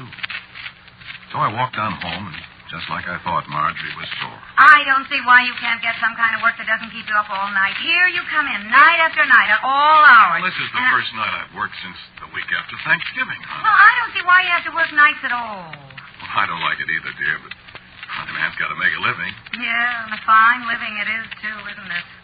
It's the best I can do, dear. Next thing you know, you'll be asking me to go back to work again. Now, Marjorie, you know better than that. Well, I don't see any other way of getting any decent clothes. I'm sorry, dear. Oh, sorry. You go on to bed, dear. Did you leave me anything to eat? I went to the restaurant. Oh, that's fine, dear. Did you have a good supper? If you think I'm going to stand around and cook and slave for you all day long and then half the night on top of that, well, you've got another thing coming. Of course, dear. You know, the funniest thing happened tonight. Yeah? For instance? Well, I was just getting ready to come home, and a little boy opened the door. Sure, it wasn't a little girl about 18? It was a little boy. Yeah. About 8 years old. Oh, what did he want? Nothing. He just stood there a minute. Oh, you'd think people could keep their breaths off the street. Yeah, that's what I thought. You know, he was the strangest kid, Marge. How? Well, I'm not sure. Make up your mind. Well, the clothes he wore, they were, kind of old-fashioned. Oh, how would you know? That's right, Marjorie. I wouldn't know. I don't ever remember seeing any old-fashioned clothes. But I've seen pictures of them, I guess, or something. Anyway, he didn't look like other kids. Oh, you and your kids. That's all you think about. I wish we had a kid. Well, I'm glad we haven't. One big lummox around here is plenty. There's a can of salmon in the cupboard. I'm going to bed. I don't like salmon very well, but don't get me wrong. I love Marjorie. I know it's tough on her being married to a guy that just barely gets by at his trade. And I make allowances. Only I wish she'd be sweet just once in a while. Like she used to be when we were first married. I couldn't get that kid off my mind. I went to sleep and dreamed about him. I guess it was the salmon. I dreamed about him getting run over by a streetcar or falling in that ditch they're digging down to the powerhouse. Sound like an old woman, don't I? But, well, you see, when you got the thing wrong with you that I have, that blackout, well, you see. Anyway, I remember how the dream ended. Well, I saw the kid standing in front of me in those funny old-fashioned clothes, and he spoke to me. Don't you worry about me, Ulysses. I'll be seeing you. And I woke up with a start. And I could have sworn that boy was standing alongside the bed in the half-dark. But when I turned on the light, there was nobody there. Marjorie says, for Pete's sake, if I can't sleep, at least let her sleep.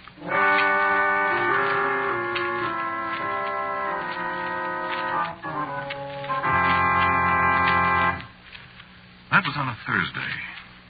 I got to thinking the next morning about the boy. The way he seemed so real in my dream. But he didn't show up. I guess I wasn't very surprised at that. The safe turned out to be a much tougher job than I expected, and I couldn't pry it open. I worked till about 10, and I know now why I did. I was expecting the kid to pop in. The ideas a fella gets. I stay away from talking to kids, you see, because I don't know how to talk to them. I can't talk their language. I don't know it. But this little devil, there was something about him that made me feel we could sort of brother talk to each other. Something familiar about him, if you see what I mean. I kind of felt that I really knew him. Well, he didn't show up. Saturday, I worked all day. No luck with the safe. The man was getting pretty impatient because he was leaving town the following Tuesday. He wanted to see what was in it. You know, in this business, you run into people like that. A closed door or a locked strong box, they got more curiosity than that cat. Well, he said keep on, so I did. And I figured even if Marjorie didn't like my being away at the shop all the time, she'd feel better when she saw the overtime money the job was going to pay. So I worked Sunday. I don't know how he got in. maybe I did leave the door unlocked. But there he was, grinning at me. Haven't you got it open yet? What are you doing here? Can I watch you? Well, you sure you ought to be here? Sure. What's your name? Jeffrey. Jeffrey what? Jeffrey Briggs.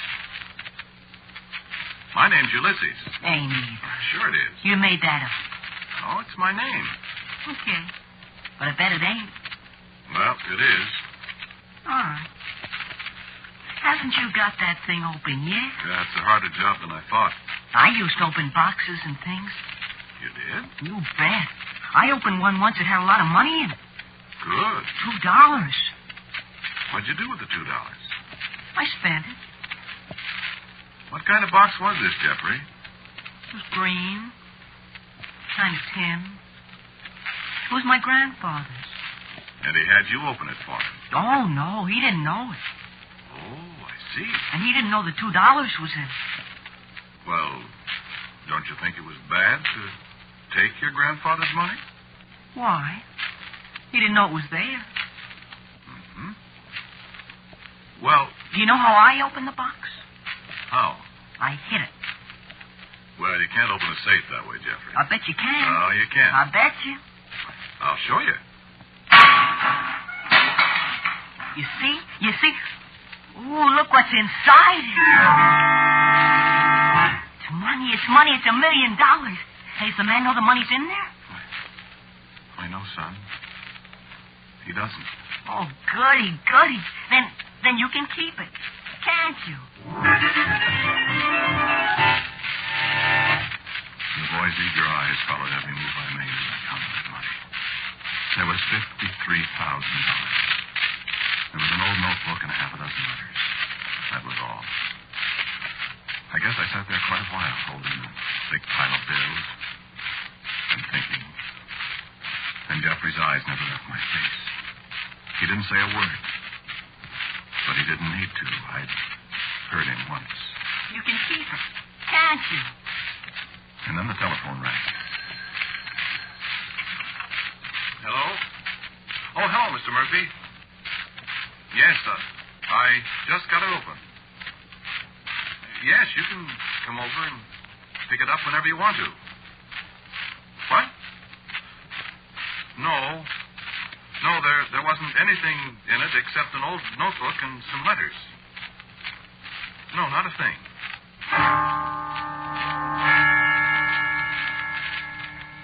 And then I put down the phone, and I turned back to Jeffrey. Jeffrey wasn't there. But from somewhere not far away, I heard him laughing. Fit to kill.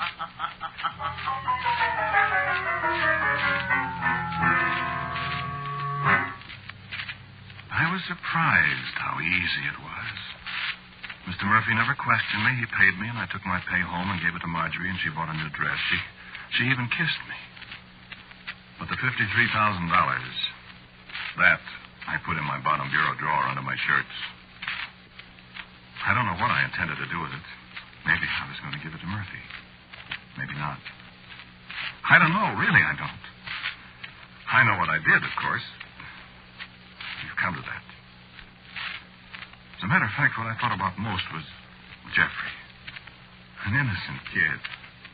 And he'd led me into this. He didn't see anything wrong about it. What kind of man is he going to grow up to be? Oh, yes, I dreamed. I dreamed lots of things, but mostly about a small boy in old-fashioned clothes who taught me how to be a thief.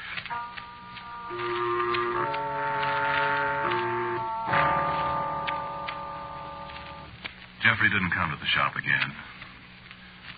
And it was the following Wednesday, last Wednesday, that I discovered the money was gone. I thought at once of the boy, if he could get into my shop, why couldn't he get into the house? He'd stolen $2. What I'd taken was just more money to him. But I discovered what had become of the money. At breakfast. I think you ought to have some new shirts, Ulysses. Then my heart nearly stopped. That was all she said. That was all, but it was enough. I don't think my face gave me away. Well, maybe it did, because she said one more thing just as I was leaving.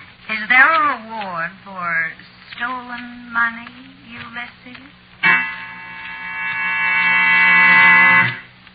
So it was Marjorie, of course. And I knew what would happen.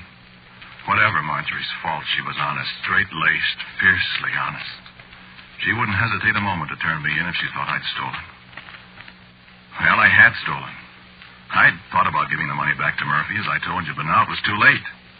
If I confessed to Marjorie and asked her for the money to give it back, well, in Marjorie's mind, the crime had been committed. She'd see that I was punished for it.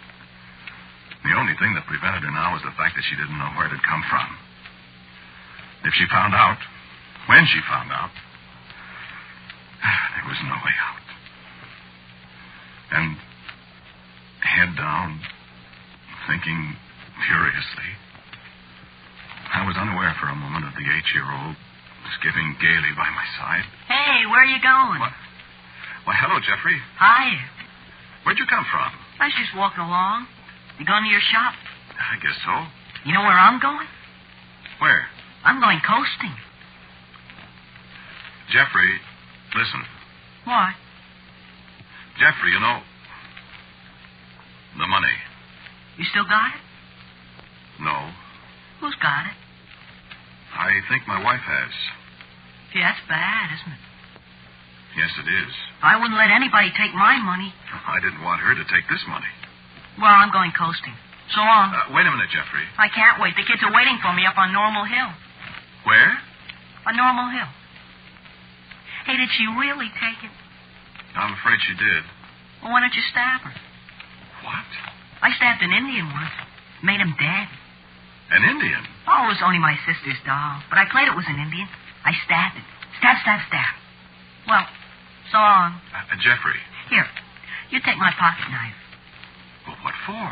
In case you want to stab her. You'll make her dead. Goodbye.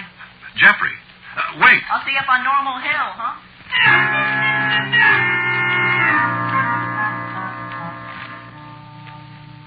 I keep wishing Marjorie hadn't come to the shop that afternoon. I wish she hadn't seen the safe lying there on the workbench where Murphy had left it because it was useless. I wish she hadn't accused me point blank of stealing that money. Because maybe I wouldn't have stabbed her and made her dead.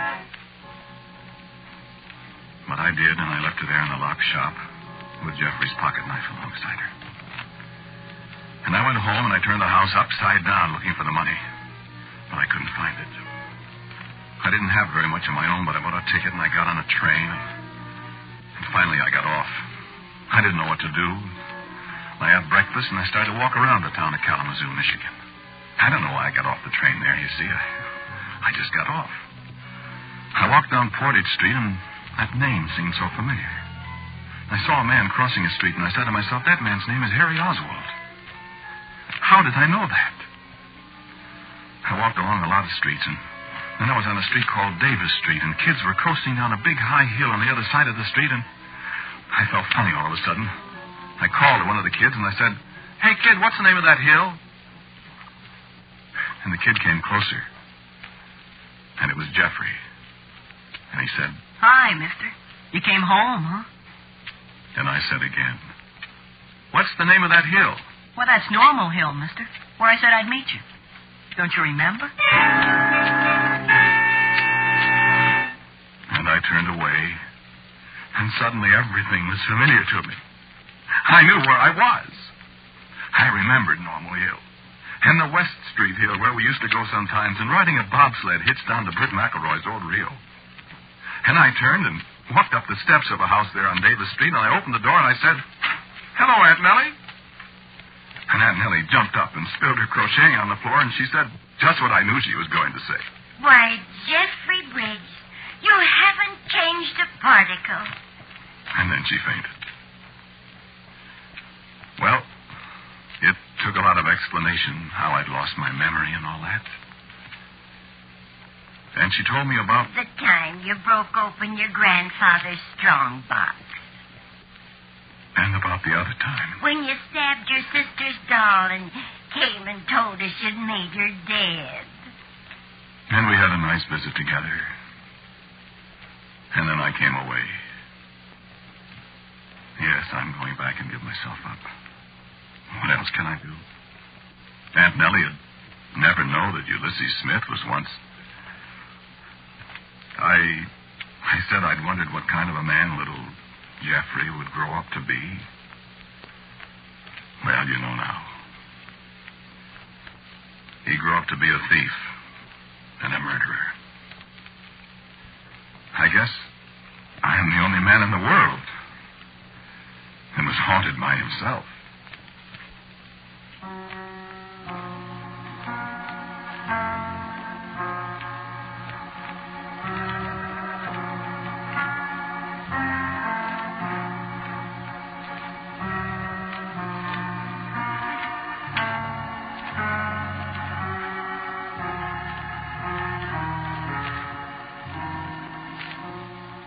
You have listened to Quiet Please, which is written and directed by Willis Cooper. Ulysses, the man who talked to you, was Ernest Chappell. And Michael Artist was young Jeffrey. Audrey Christie was Marjorie. And Aunt Nellie was played by Charmaine Allen. The accompanying music for Quiet Please is composed and played by Albert Berman. And now for a word about next week's Quiet Please, here is our writer-director, Willis Cooper. Next week, I have a story for you called The Room Where the Ghosts Lived. That is, if ghosts do live. Maybe we'll find out next week.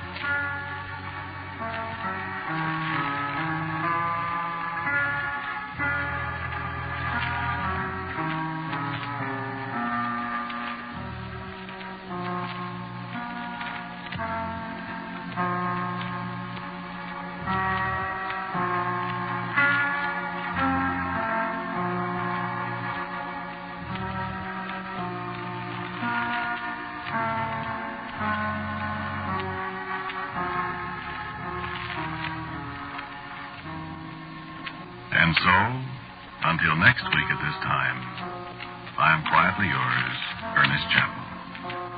Quiet Please comes to you from New York. This is the Mutual Broadcasting System.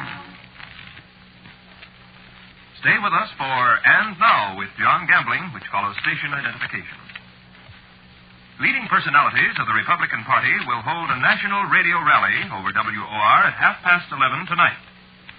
Republican plans for 1948 will be discussed by Senator Robert A. Taft, Speaker of the House Joseph Martin, Jr., and many others. Hear the National Republican Radio Rally tonight at 11:30. WOR, New York.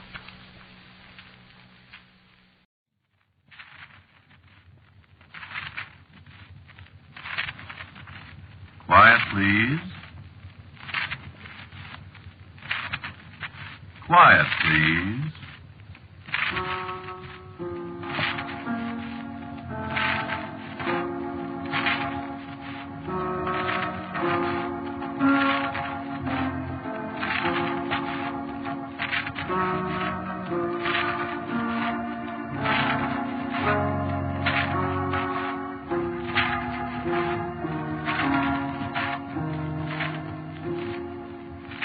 The Mutual Broadcasting System presents Quiet Please, which is written and directed by Willis Cooper and which features Ernest Chappell.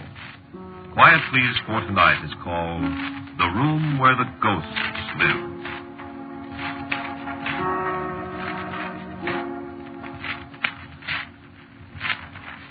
No, I won't let you take me out of the house.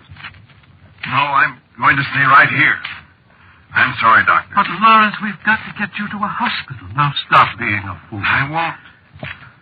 I'm going to die anyway, and I don't want to die in an ambulance somewhere out on an icy road between here and town. I'm sorry, that's final. I can't do anything for you here, Lawrence. Maybe I don't want you to do anything for me, Doctor. I'm going to call the ambulance. How? By telephone, of course. The telephone isn't working. Oh, that's right, I forgot. That's funny, isn't it? What? What a couple of days of snow can do. No lights, no heat, no water. Just like the days when they lived here. When who lived here?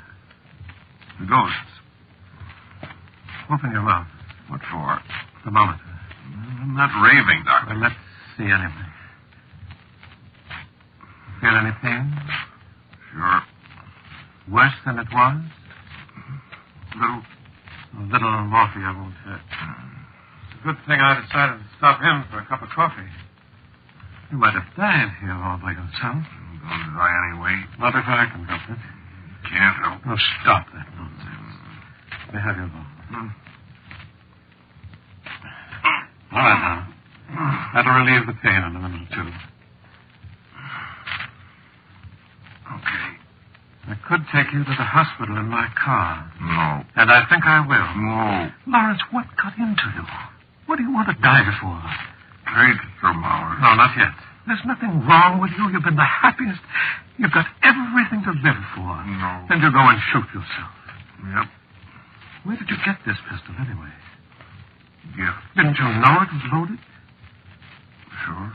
That powder and ball have probably been in there for 50 years. Longer than that. What? Longer than that. Well, there's no telling what kind of infection you can get from that bullet. No. Don't die, asshole. Let's see that thermometer. High temperature, huh? Yes, it's pretty high. I guess you're not going to the hospital after all, though. Well, I told you that, Doctor. I couldn't move you with that high temperature. That's fine. But I told you I wasn't going to be moved anyway. So you see... Who gave you this pistol? A British colonel. What British colonel? His name's on the lock plate. Lieutenant Colonel Robert Charles Graves, 17th Regiment of Foot, 1774. Ancestor of the fellow that gave it to you? No. He gave it to me himself. Yesterday. Lawrence, how could he? He's one of the ghosts. I see. No, you don't. I'm not delirious, Doctor. He really is. No, just relax, Lawrence. Of course. I'm going to die anyway. Isn't that so? I'm afraid it is. Good. Lawrence. What? Why did you do it? Well, I'm not sure whether I did it on purpose or not. I wanted to, but maybe it was an accident. Or maybe what? Maybe one of the ghosts. No, I don't think so. I guess it was an accident. I'm glad, though. But why? Well, on account of Melanie. Melanie? Melanie who? Who's Melanie? Melanie is a girl who lived here 170 years ago. What? And who still lives here.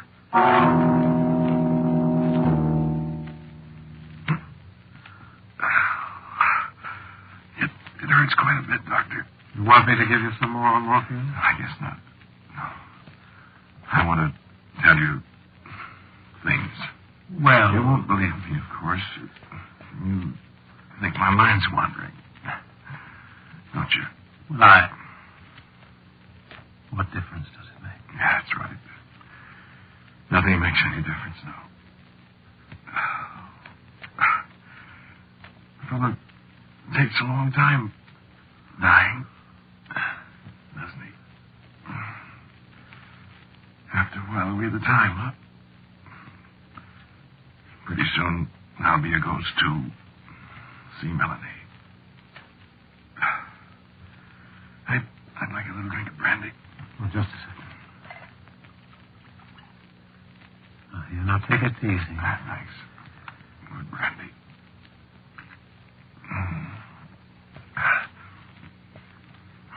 Wish I could take some along. It's good. I wish I could do something for you, Lawrence. Nothing sewed in, aren't we? Sure. We mustn't leave I couldn't come back, you know. I have to stay here. I don't understand that. I have to stay here, I said. My house.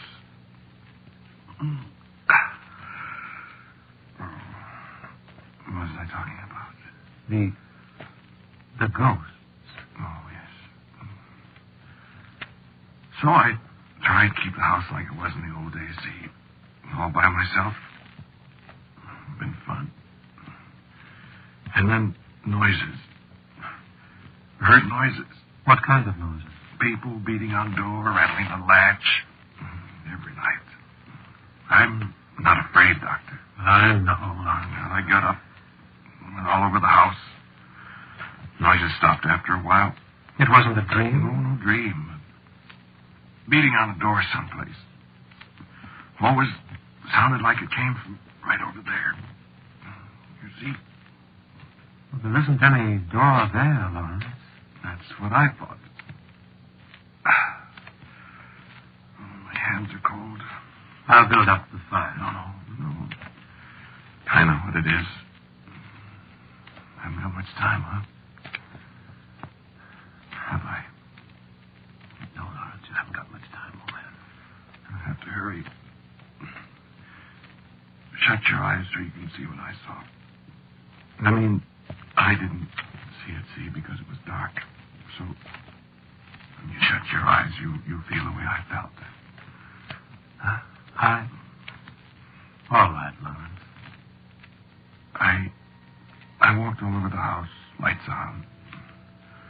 No sound, no hammering on door. No door. I turned off the lights, it starts again. From right over there. I turn on the lights, no door, no noise. And then I get an idea. I turn off the lights again. I walk over where the sound comes from. And there is a door. And I think I hear a woman crying. And footsteps and furniture being shoved around. I said I wasn't scared, didn't I? Well, I was then. You'd be scared, too. Finding a door where there isn't any door, and there's somebody on the other side. But that's the outside wall of the house, Lawrence. No. What? There's a room there. The room where the ghosts live. You see? No, I don't. I didn't know it, too. You got your eyes shut? Yes. If you could hear the noise, like I heard it. Random pounding. People pushing their shoulders against the locked door. And I could smell smoke. You see, I didn't know about the ghosts then. Well, how do you know now? I'm trying to tell you. I'm sorry. Keep your eyes shut. I want you to feel the way I felt. Believe. I reached for the lights again. I turned them on. Nothing happens, just nothing. Except pounding on the door. Slower now. And the woman crying. And I hear her scream. Oh, Score, she said. It's French. It means help, help. I heard her voice again. Frightened. Ouvre la porte, she said. That's French, too. Means open the door. So I tried to open it, and it was locked. And they were pounding, and she was coughing. And at last I found the key. I yanked the door open. And the ghost came out. The lights came back on. There wasn't any door. There wasn't anybody in the room but me. But then I heard something. Somebody walking across the floor down the hall. So I turned and went down the hall after the footsteps, down toward my room. Then I stopped dead. Because the door to my room closed and somebody locked it. You dreamed that? No. It was locked from the inside. So was every other door in the house. That couldn't be. Try the doors. Open your eyes and try the doors. Go ahead. Lawrence, No, go ahead. I'll keep on talking. You have to believe me. Go ahead. So, what did I do? I lay down here on the davenport with the lights on, and I tried to think, but nothing made any sense. I got up and I tried the outside door. It was unlocked. So I went outside.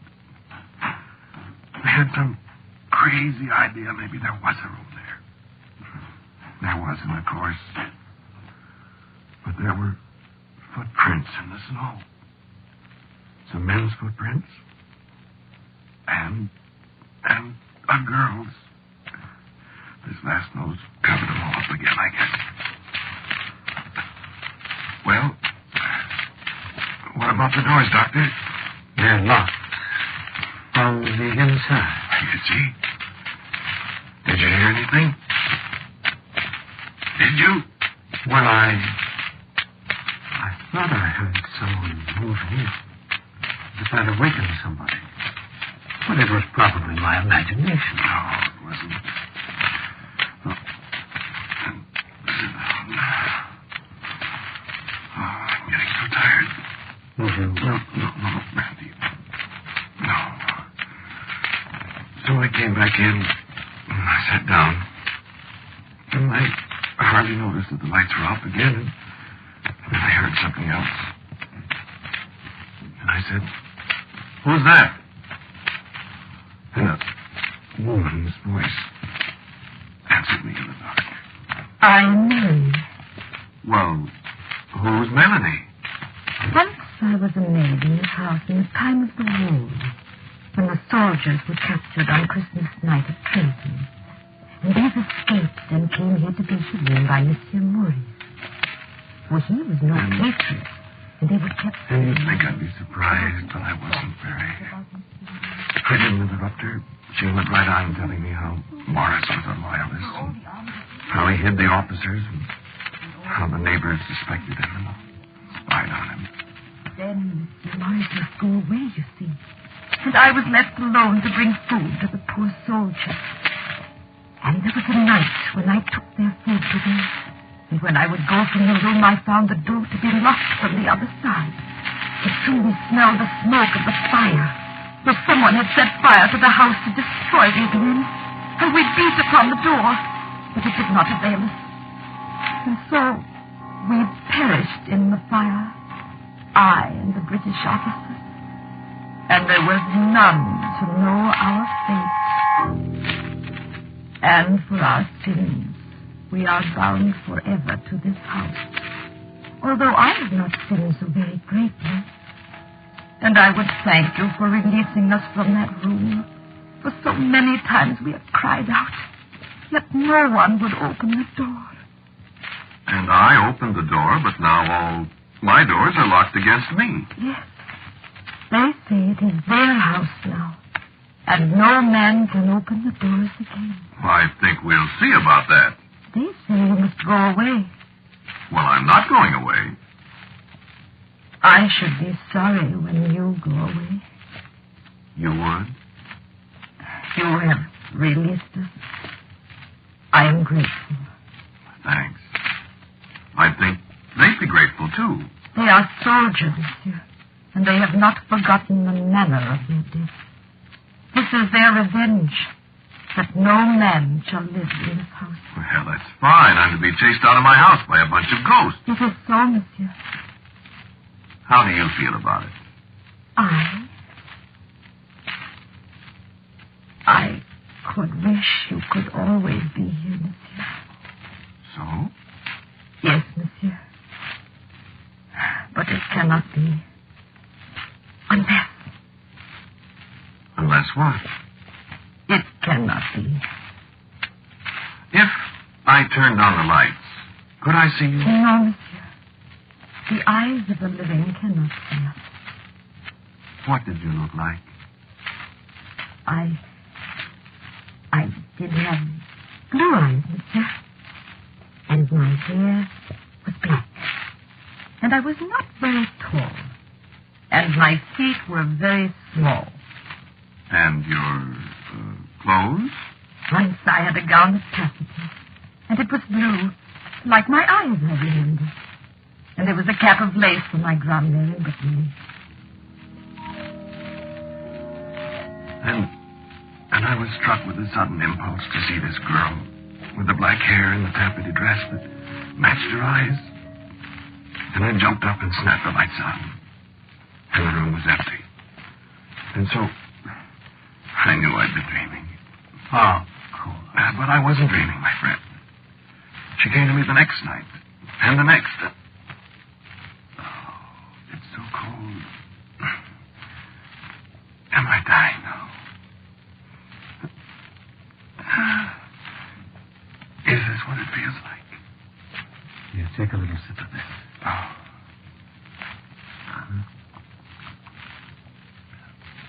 Better? How much longer? Well, see, friend, I found myself in love with a ghost.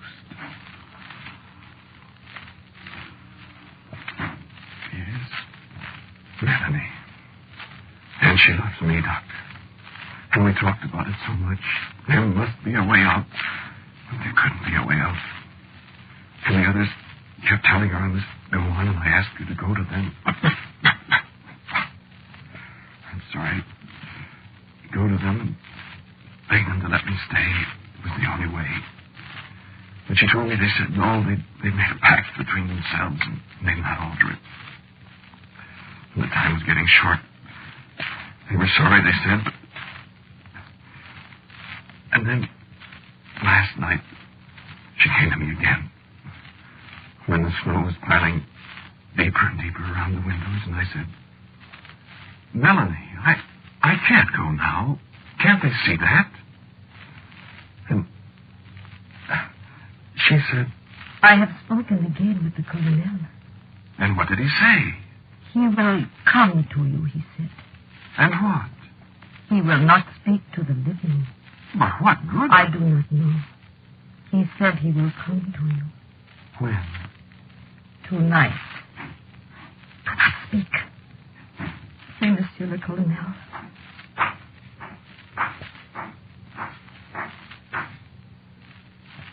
I have the honor to present Monsieur the Lieutenant Colonel Robert Charles Graves of His Majesty's 17th Regiment of Foot. Monsieur the Colonel wishes me to present his compliments to you and to say to you that he has taken counsel with his fellow officers. No, do not speak. Monsieur le Colonel wishes me also to say that he and his fellow officers have come to a decision in the matter of yourself. They honor you for your devotion to me, and they beg leave to supply you with the means of assuring you permanent residence in this house. Monsieur the Colonel begs you to accept as a token of his esteem this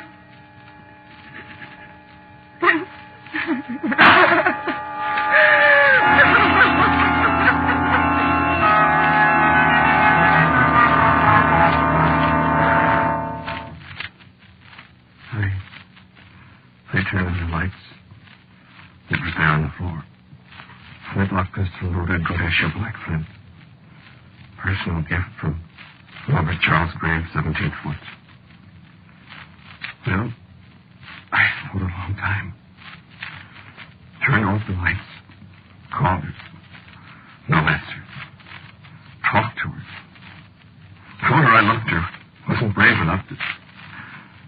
Said I loved her. Couldn't do it. Tried. No, I didn't do it. No, I didn't. Long toward morning, I heard footsteps again. Boots, sword, spurs clicking. Knew who it was. Said, hello, Colonel. Said, Colonel, thanks, only haven't got courage enough. Always love her, Colonel, I said. Said, here's your pistol. I'm a coward. Oh. Drink, please.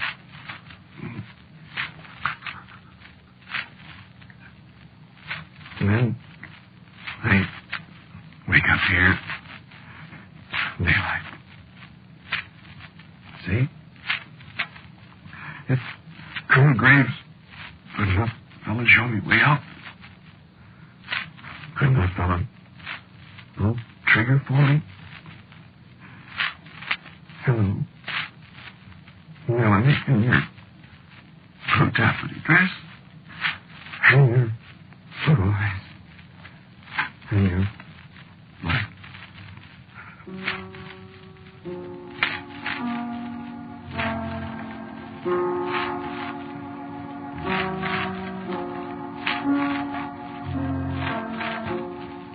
You have listened to Quiet Please, which is written and directed by Willis Cooper.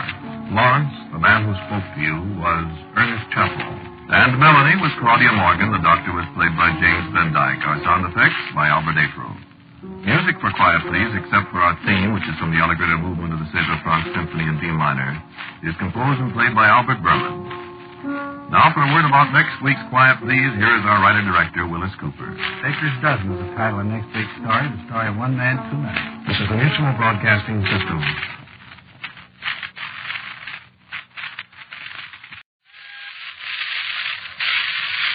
Quiet, please. Quiet, please.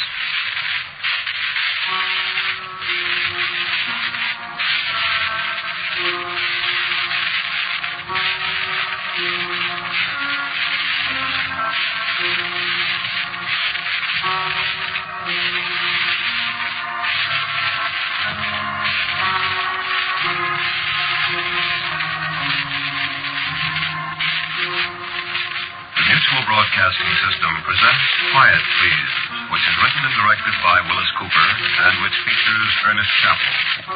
Quiet Please for tonight is called Baker's Dozen. I thought of that. You see, I used to be a baker. Everybody was always asking for an extra bun or an extra donut or one more Parker House roll when they bought a dozen, see? That's supposed to be some kind of old-time custom or something for bakers. I wouldn't put out. Not me, I tell him. Not me. Don't you know 13's an unlucky number, I'd say? That wise guy would always say, unlucky for who? I'd say unlucky for any baker that gives away stuff, I'd say. So maybe he laughed and never lost very many customers, I guess. Anyway, you try and get a baker's dozen of anything nowadays from anybody. You get a hole in your head quicker. Well, so Baker's Dozen is a kind of cute name for a story, I think. Listen, see if it ain't, huh? I have this wife, see, and she has a tough time with me. I'm always biting the top off a bottle of schnapps and coming home and taking pics out of it. I love her, sure I love her. But I'm a great big schmo that ain't got sense enough to leave the bottles in the saloon. When I got 8-9 slugs in me, I'm a double schmo. Charlie Brooks already has gave me the heave-ho 64 times. Well, for a long time, I'm not very welcome at Charlie's bar. He said once if he knowed how to make a Mickey, he'd present me with a double one for free. So I'm not one of his favoriteest fellas, see? And with my old lady, every time I come home singing 3 cheers for Jones Jr. High, he starts ducking.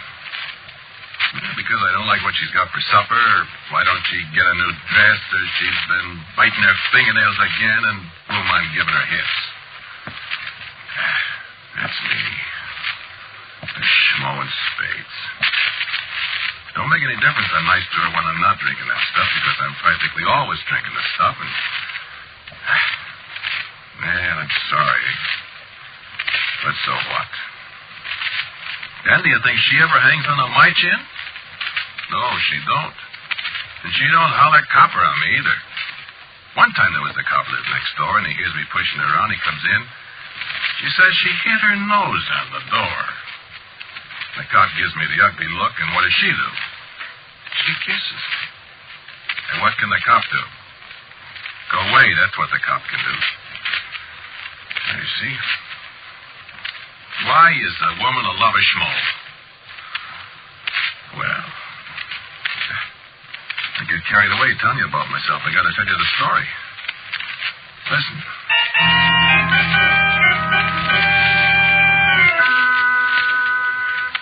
I was on this jury. A lot of times I've been called for jury duty, but I'm just like you. I always try to get out of it. With me, it might interfere with my bottle department, see? Only this time I don't put up a beat, I take it. You ever been on a jury? Well, I guess you know how it is then. Nobody pays any attention to you. You just sit there like a lug, like everybody else.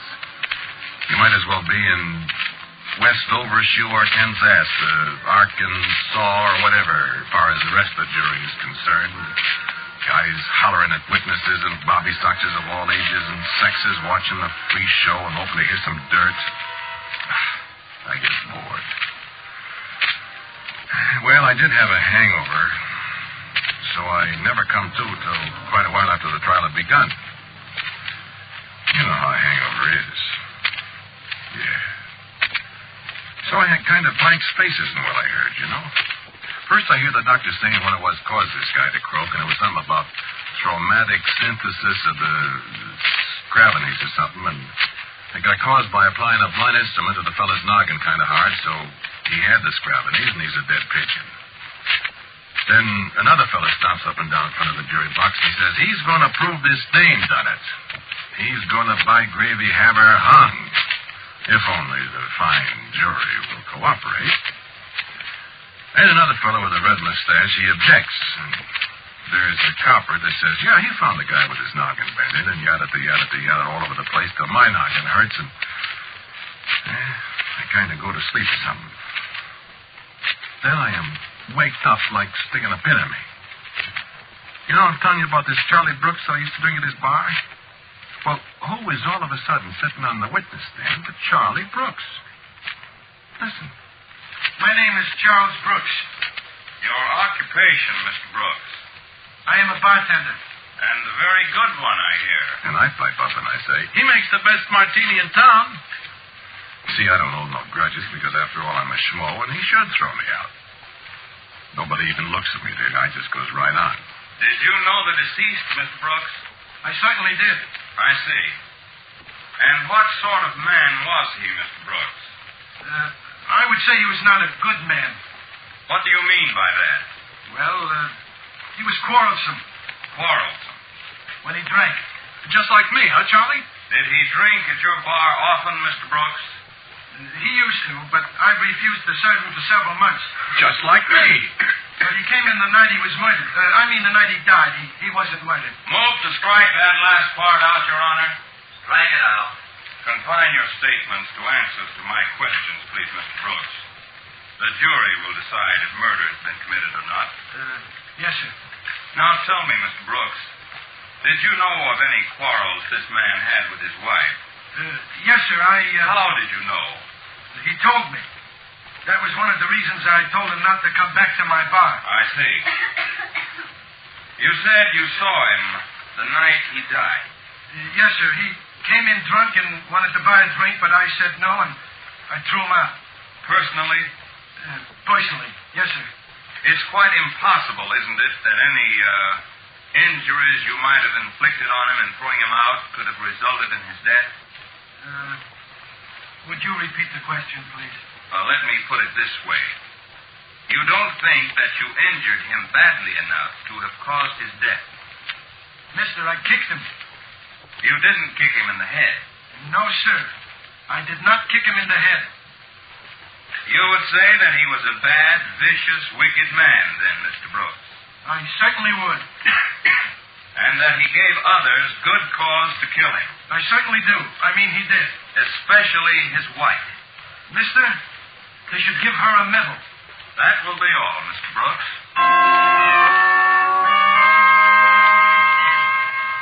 Now, here comes Charlie stepping out from the witness stand and walking across the floor past the jury box right in front of me. And I grin at him and I whispered, "Hi, Charlie. How you doing?" And you know what? He don't give me a tumble. But he couldn't help hearing me, but he don't even look at me. Well, all right. Next time you see me in your bar, Bud, you ain't going to see me. That's a fact. What's he think he is, a big shot because he's a witness in the court? What is this? But that ain't the only surprise I get. Charlie Brooks. There's this copper that lived next door, like I said. Dominic Gaffigan, his name is. Your name is Dominic Gaffigan? Yeah, it is. And are you a police officer? I am. You live next door to the defendant's place of residence? I do. Have you ever been in the defendant's home? I have. On what occasion, Officer Gaffigan?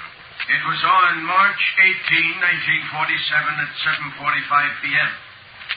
I was attracted by the sound of an altercation. What kind of sound, officer?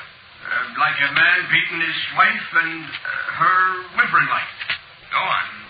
Well, I put out my head from a door, and the door to the defendant's apartment was open.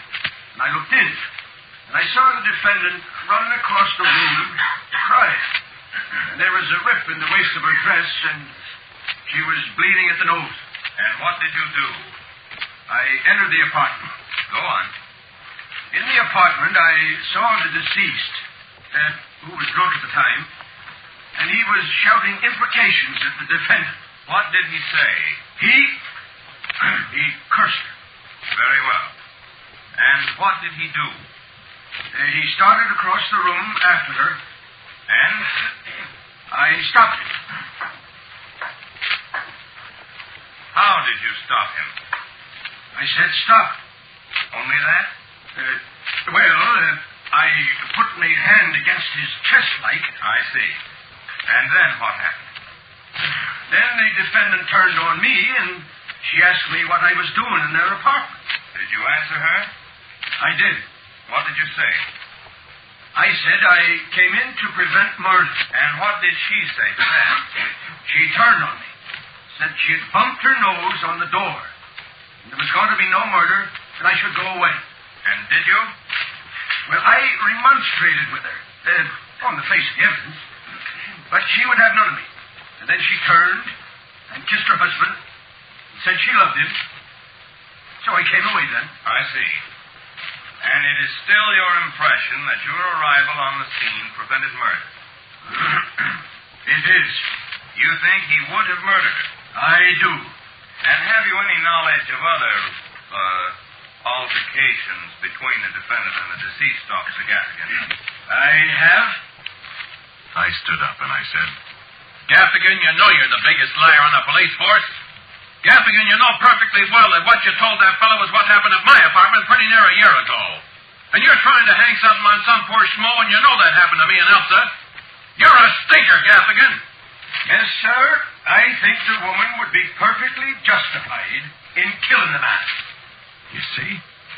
That's a cop for you. And I hollered out again. That Gaffigan's a liar, Judge. But nobody even looked like they heard me.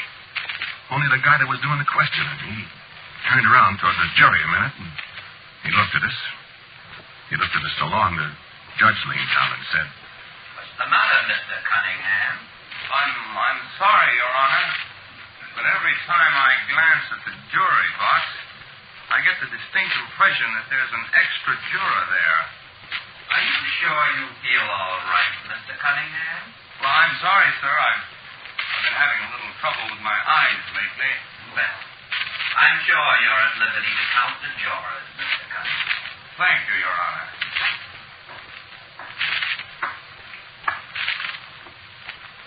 1, 2, 3, 4, 5, 6, 7, 8, 9, 10, 11, 12. I'm sorry, Your Honor. You may proceed, Mr. Cunningham. The guy walked away, but he still looked kind of puzzled. I looked at the other jurors, and every one of them was doing what he'd done. Counting. I watched them, and they all turned back to the courtroom. They were satisfied there was only 12. I couldn't help counting, too. 1, 2, 3, 4, 5, 6, 7, 8, 9, 10, 11, 12. That's right. 12. But I didn't count myself. I'm 13. I make the baker's dozen. I yelled at the DA. Hey, there is 13 of us here. Hey! He makes like I'm not there. He don't even look over his shoulder at me. I yell again. Hey! But he's talking to a woman on the witness stand. Will you state your name? Mrs. Elsa Bronson. My eyes pop out. I stand up. Hey, that's my wife. What are you doing here, Elsa? And your place of residence? 1313 North Court Street. Now, Mrs. Bronson, will you please tell the jury exactly what happened on the evening of January 13th? I was alone in the apartment. Speak up, please, Mrs. Bronson. I was alone in the apartment. My husband often came home late, so I was not alarmed when it became 7 o'clock and then 8 o'clock. What were you doing, Mrs. Bronson? I was ironing. Ironing what? My husband's shirt. I see. Go on. When it became 9 o'clock, I became a little bit alarmed. Why? Because... Was it because you were sure your husband was drunk somewhere? My husband does not drink so much. Was it because you were afraid that he would come home drunk and beat you up? No. Mrs. Bronson, your husband had beaten you up before, hadn't he? No. You heard what Officer Gaffigan said, didn't you? I told him the truth. I did strike my nose on the door. You didn't strike it on your husband's fist? No. He has never struck you? Never. Mrs. Bronson, did you hate your husband? I loved my husband, sir. Even when he beat you? He did not beat me. I loved him and he loved me. I couldn't stand it any longer. I jumped up again. I said, Listen, you, what's this here all about? What are you doing with my wife? Elsa, what are they doing to you? I loved my husband. Elsa, I love you. Well, if you loved him so much, why did you kill him? What the devil are you talking about? What is this stuff? Listen to me. I'm talking to you. You hear me? I love him. Sure, she loves me and I love her. Furthermore, I'm not going to let you make a fool of her anymore. You hear me? You loved him, so you killed him. What are you talking about? And then I got the big idea. Then I all of a sudden knew why the guy thought there was 13 of us in the jury box. And why there was. I could see it. I heard of things like that, but I didn't believe in ghost stories or whatever they are. Only I knew something now. You know what I knew. Sure. I was dead. I was a ghost. I was sitting on the jury while they was trying my wife for murdering me. Couldn't be anything else, could it? I was dead. They said I was dead. They said Elsa murdered me. You murdered your husband, Mrs. Bronson. I was ironing. I was so tired. I was so afraid. Afraid of him? Yes. I was afraid of him. He did beat you then. Why should I lie? Believe me. He was a good husband to me sometimes. It was only when I had the drink that he was bad.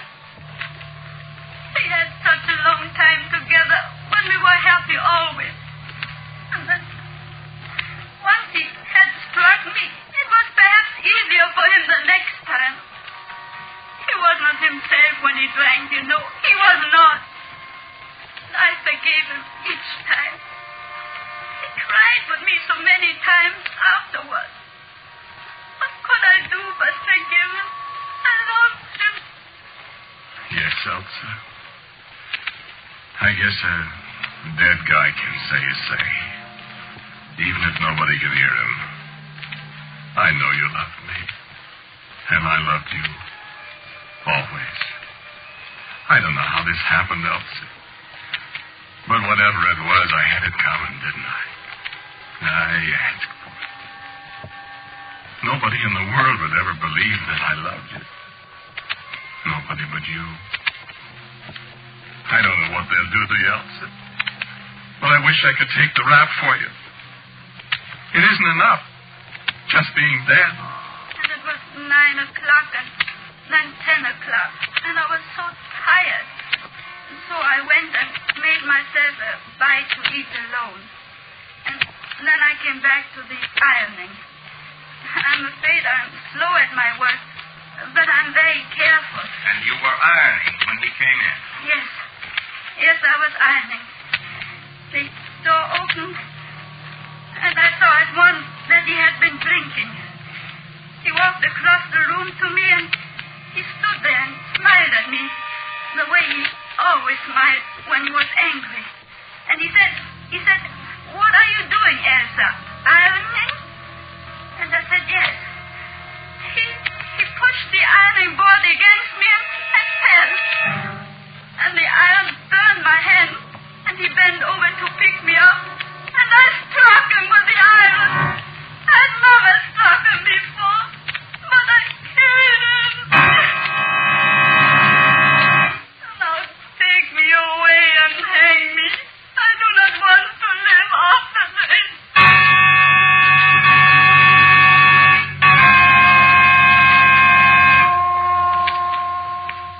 And then she got down from the witness box. She started to walk out of the courtroom. She stopped in front of the jury box, and she looked at each one of the other 12 people. The man that said he was a bookbinder, and the young salesman, the girl with the red feather in her hat, and all the rest of them. And when she had looked at each one of them, she looked at me. And she saw me. I know she saw me. Come, Irving. Come home with me. I got up from my chair, and I went out the little gate in the jury box, and I walked along with her.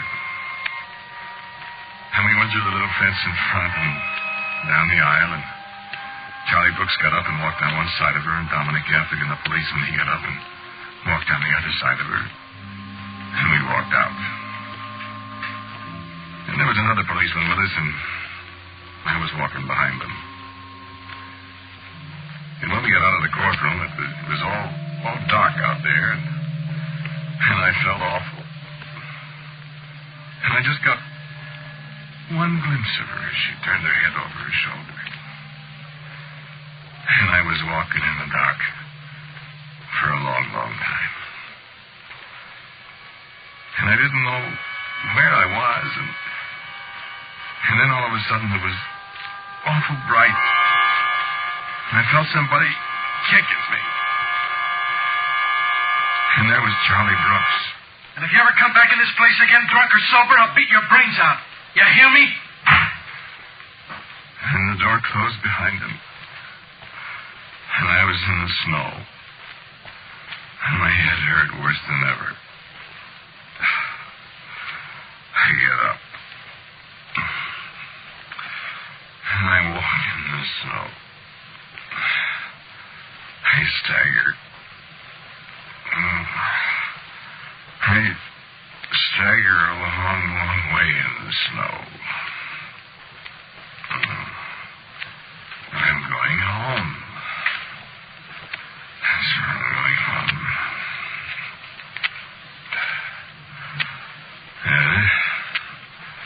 This is the house.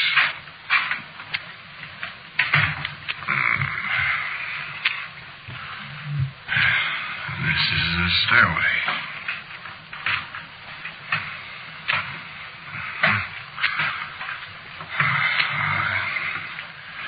And this is the door.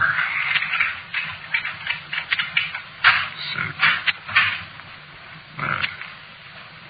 that's Elsa standing there alongside the ironing board.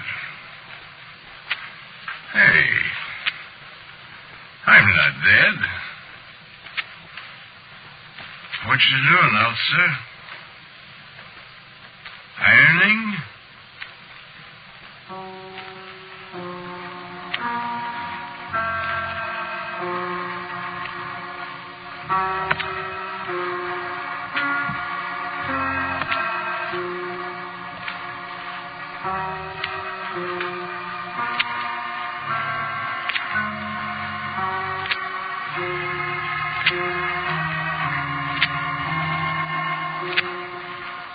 Listen to Quiet, Please, which is written and directed by Willis Cooper. Irving, the man who spoke to you, was Ernest Chappell. And Elsa was Lotta Stavisky. The district attorney was Jim Bowles. Gaffigan was played by Ed Latimer. Charlie Brooks was Murray Forbes, and the judge was Harry Worth. The original music for Quiet, Please is composed and played by Albert Berman. Now, for a word about next week's Quiet, Please, here is our writer-director, Willis Cooper. I've got a story for you next week called The Green Light. So until next week at the same time, I am quietly yours, Ernest Chappell. Quiet, Please comes to you from New York. This is the Mutual Broadcasting System. Following station identification, you'll hear And Now.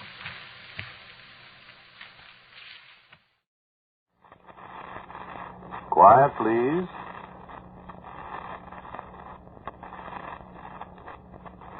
Quiet, please.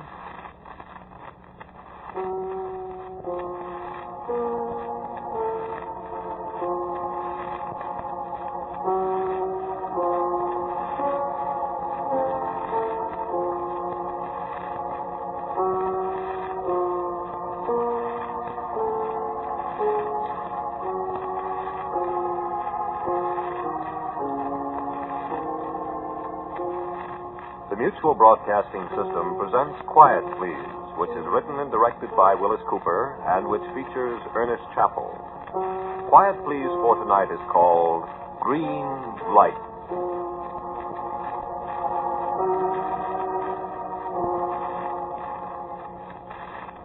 You wouldn't be a railroader, would you? No, I was pretty sure you wasn't. Well, I can usually tell a rail a mile away, but, well, you look kind of as if you might have been one time or something. Oh, it's a compliment.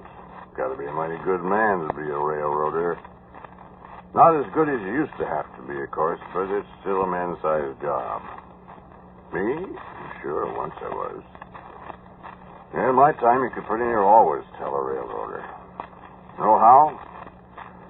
Well, sir, if he had a thumb or a couple of fingers missing, you could tell he was a brakeman. One of them old-time coupling pins, you know. More three-fingered brakeman.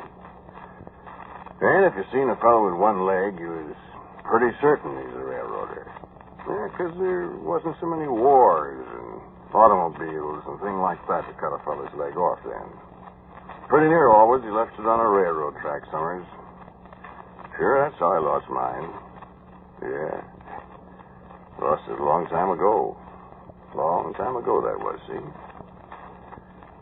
Phil Connor's my name. Pleased to meet you. I'm getting on the chief at 12:01. First time I ever been on one of them streamliners. First time I ever rode behind a diesel engine, too. We're going to California. Yeah, meet my girl. I ain't seen her in 42 years. She married another party, and then he passed away last May, and she got writing to me. So I'm going to go see her. Got rid of a lot of my pride in 42 years. Yeah, sure have. Pride? Oh. Well, I wasn't going to let her marry a fella with one leg, see? She bawled and boo-hooed about it, but I was a young fool, and I went away and left her. Look at all them years wasted. Now, I got some good years left, don't you fool yourself, even if I have got only one leg. I guess you might say I lost it in a railroad accident. And again, you might not. That was part of the reason why I ran away and left Addie, you see. when I lost my leg. People thought I had bats in my belfry. Yeah, I don't suppose you chew tobacco, do you? I'm trying to break myself of the habit before I see Addie. She was always set against it, you see. But I got a couple of days before I get to California, and I guess one more left. She won't hurt me. Don't have cuspidors and depots anymore, it seems to me. Oh, well, no time short, don't spit much anyhow. I wasn't rightly a railroader, you see. I mean, I pounded brass. It's telegrapher, brass pounder. I was working on this little branch line down South Sea, working the night trick of this little bitty town, what is this lumber mill. 40, 50 people, practically all of them in the mill. But when the mill shut down, there ain't nobody much in the town. The day operator,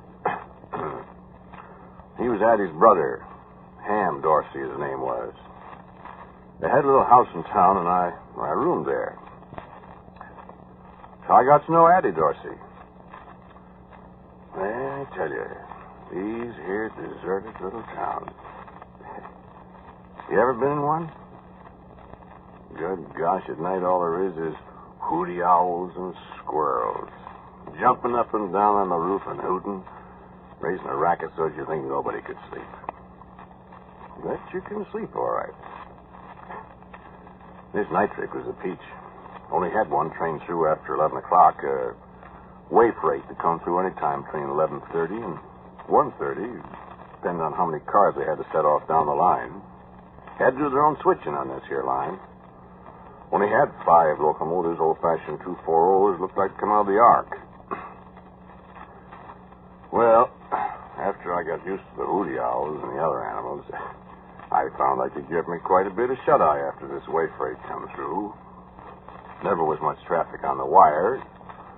Sometimes I'd sit and talk with some of the other operators a while. We never had much to talk about, so I'd sit and read a while and drowse off to sleep. Put my head right down alongside the sounder. The minute I'd hear him a call, I'd be wide awake. Yeah, a lot of old brass pounders can do that. You can set off a giant firecracker alongside their ear, and they won't turn a hair. But leave their own call come through, and they're on the ball like that. Well, then after I'd been on the job a couple of months, Addie Dorsey, she got into the habit of coming past and bringing me a bucket of coffee along about 9 o'clock. And we'd sit and talk. Oh, there is a cuspidor. Me and Addie, we was sitting there this one night in the summertime. It was kind of hot and sultry.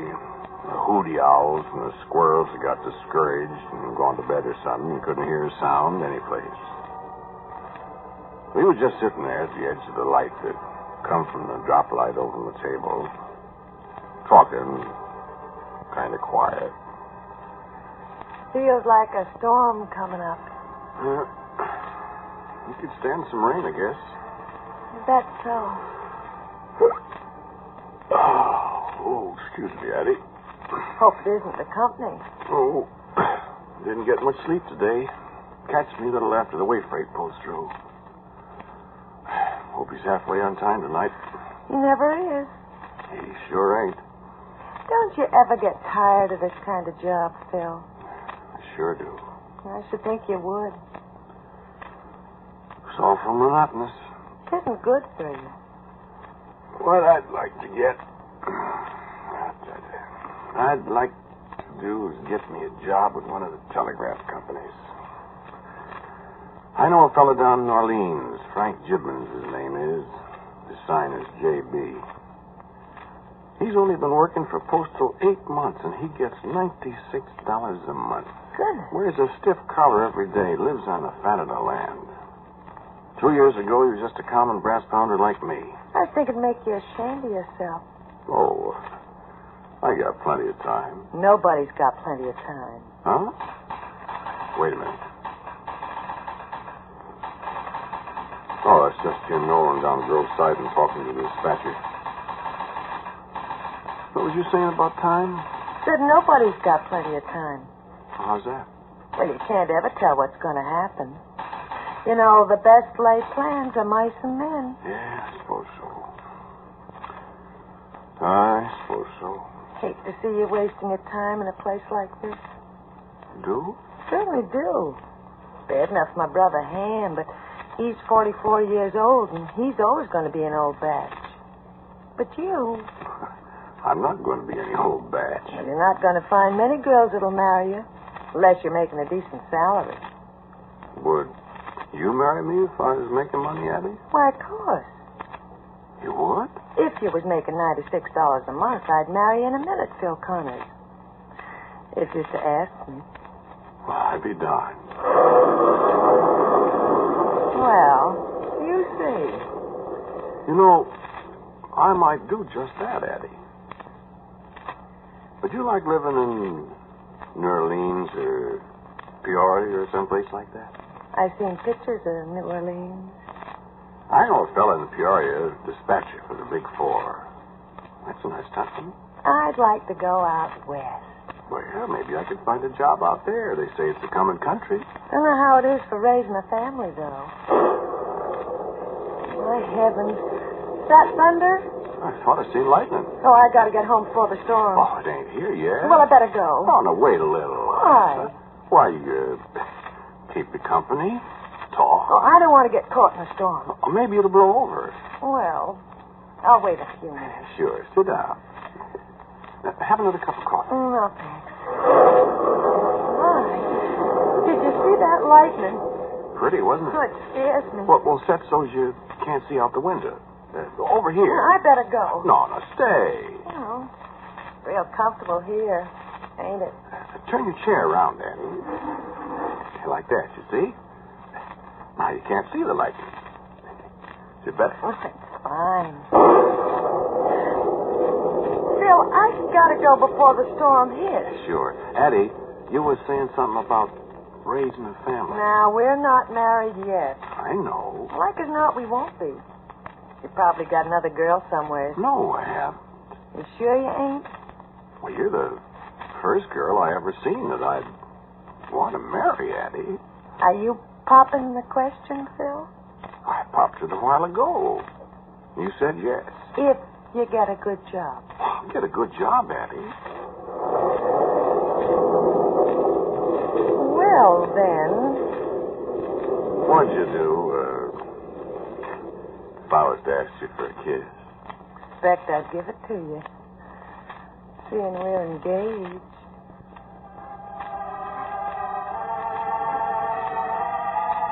Oh, Phil, we'll be so happy. We sure will, honey. Oh, Phil, you devil, you. What's the matter? It's raining. Why, sure. It's been raining for 5 minutes.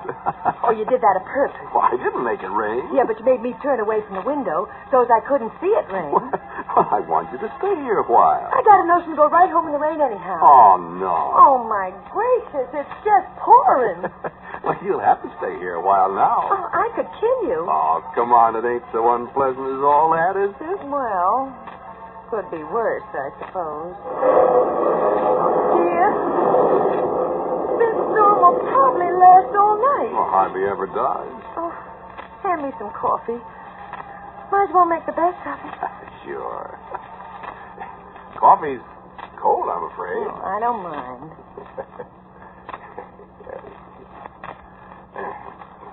I'll put sugar in it.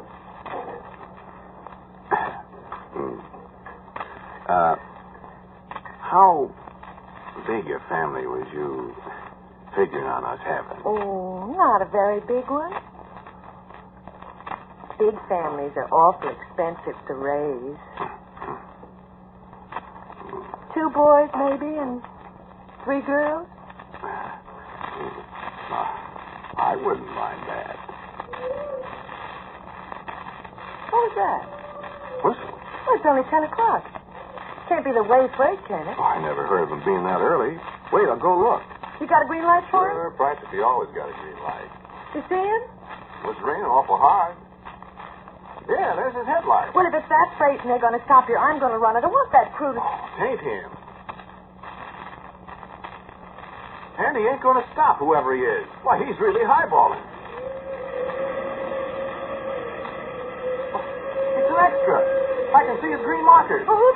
Well, I don't know, but I'm going to find out. Let's go outside. Well, hurry up. Hey, look at that engine. Well, that's a 6/8-wheeler. What about it? Well, he ain't got any of them on this line. You suppose you could have got lost or something? I don't know, but he sure got the Johnson bar over in the corner hole. He better ease up time he gets to that curve at Reno Hill. That's the funniest thing I ever heard of. Me too. Look at that booger roll. Why, he must be making 50 miles an hour. If he ain't careful... I knowed it. Run and get your brother quick, Eddie. He's left the iron.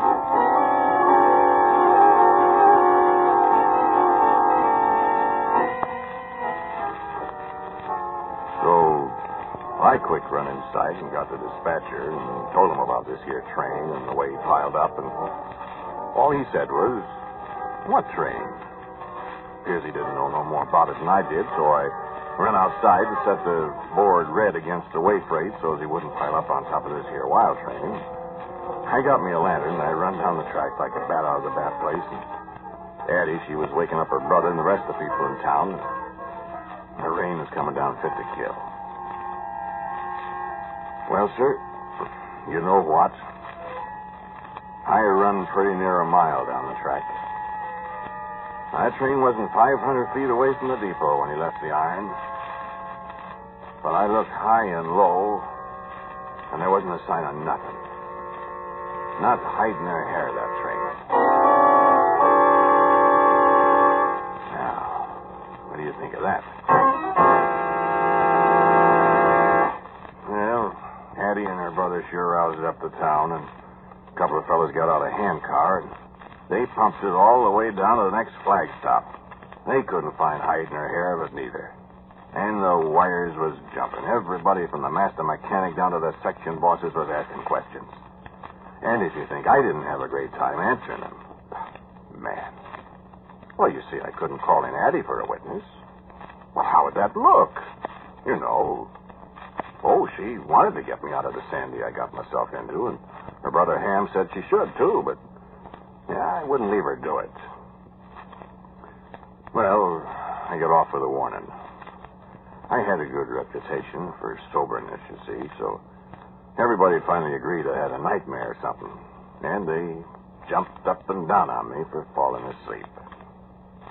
Then I took a lot of kidding from the other operators along the line.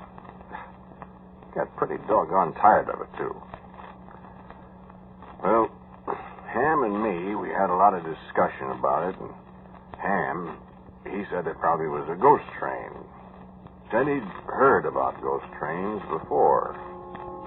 Like President Lincoln's funeral train that they see every once in a while, running along slow in the night, all draped in black, and the bell tolling like a church bell. Never heard of that? Well, you ask old-time railroaders sometime. Well, one thing was, Addie never come around to the depot nights anymore. But we talked a lot. Don't you see, Phil? This is the best time for you to get out of here now and go somewhere else and get a job. I don't see it, Addie. Well, everybody's making jokes now about you. It ain't no joke to me, Addie. I know, Phil. Didn't I see it with my own eyes? Well, sure, but... But what? Well, I ain't going to leave here till I find out what this thing was. Oh, Phil. Listen, Addie. A thing like this can follow a man all his life. Well, I'd go asking for a job with Postal or Western Union or somebody. First thing, they'd look me up and people would tell them about this, and, well, where'd I be? No, sir, I'm going to stay here and find out about this here ghost train or whatever it was. But how are you going to find out, Phil? I don't know. I keep looking. Phil, don't you love me? Huh?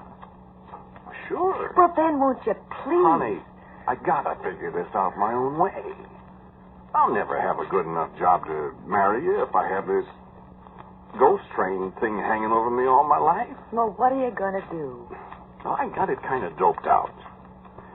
I figure this here was some kind of unlawful thing. What? I don't know, but there's something queer about it. You don't believe it was a ghost? Ain't no such thing. Well, we heard a crash.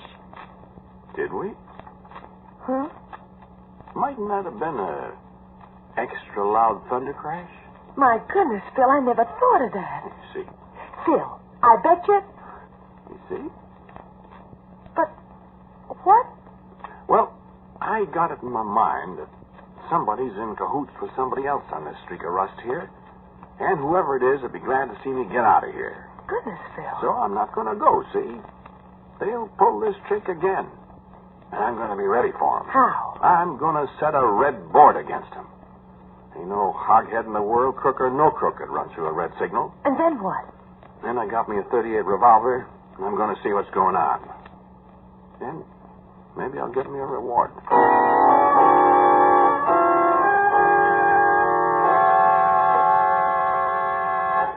So that's how I got my leg cut off. That's how I happened 42 years afterwards to be going to California to meet my girl Addie. About a week later, I was drowsing in the depot about 10:30. And I hear the whistle. Well, I never waited a second. I reached out to the lever and I swung it around. I could see the reflection outside change from green to red. Man, I could hear them brakes going on from right there. So I turned out the light over my table and I reached in the drawer and I took out the .38. And I went outside. And that big 6.8 wheeler eased right up alongside of me. And the only light there was from his headlight up ahead, the little green marker lights on the engine, and the red from the semaphore. So I just stood there, waiting. And nothing happened. Nobody said nothing for the longest time. And then a great big fellow was standing right there by my side. He surprised me so I dropped the revolver. He just laughed. Well, you stopped us, boy. I sure did. Well, that's fine. Who are you? Listen, boy, we gotta get going. I was kicking around the cinders for my revolver, but I couldn't find it. He said again. Listen, boy, we gotta get going. What do you mean, we? You and me. Oh, no, you don't, mister. Sure, boy. I gotta get me a fireman. What are you talking about? Give me a green light, boy, and climb aboard. I won't do it. Oh, sure you will. And sure enough, I did. I don't know how or why I've done it, but I turned around, I set the board clear, and the light was green again. Then I felt myself taking hold of the grab irons, and I climbed up into the cab. I hit the deck. The engineer, he says, grab a shovel, boy. Get to work. We're going to roll. And I felt something like a kind of song going through my head. And he leans over and he says, what's your name, boy? And I told him, Bill Connors. And I said, what's yours, mister? And he laughed. And he said, why, my name's Jones, boy. Casey Jones. He said to the fireman, boy, you better jump. 'Cause there's two big locomotives that are gonna to bump. Sure. They bumped all right. I didn't jump in time. And Addie found me there on the right of way with my leg cut off. There wasn't hide nor hair or any train wreck or anything. Just nothing. Hand me my crutches, would you?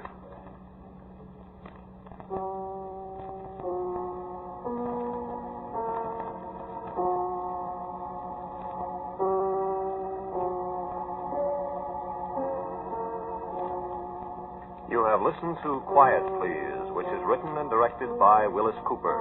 The man who spoke to you was Ernest Chappell. And Addie was Ann Seymour. The engineer was Gus Gordon. And the singer was Bill Huggins. Original music for Quiet Please is composed and played by Albert Berman. Now, for a word about next week's Quiet Please, here is our writer-director, Willis Cooper. Next week's Quiet Please is called Pathetic Fallacy, in which I shall attempt to dramatize a figure of speech. I shall probably be about as much surprised as you are.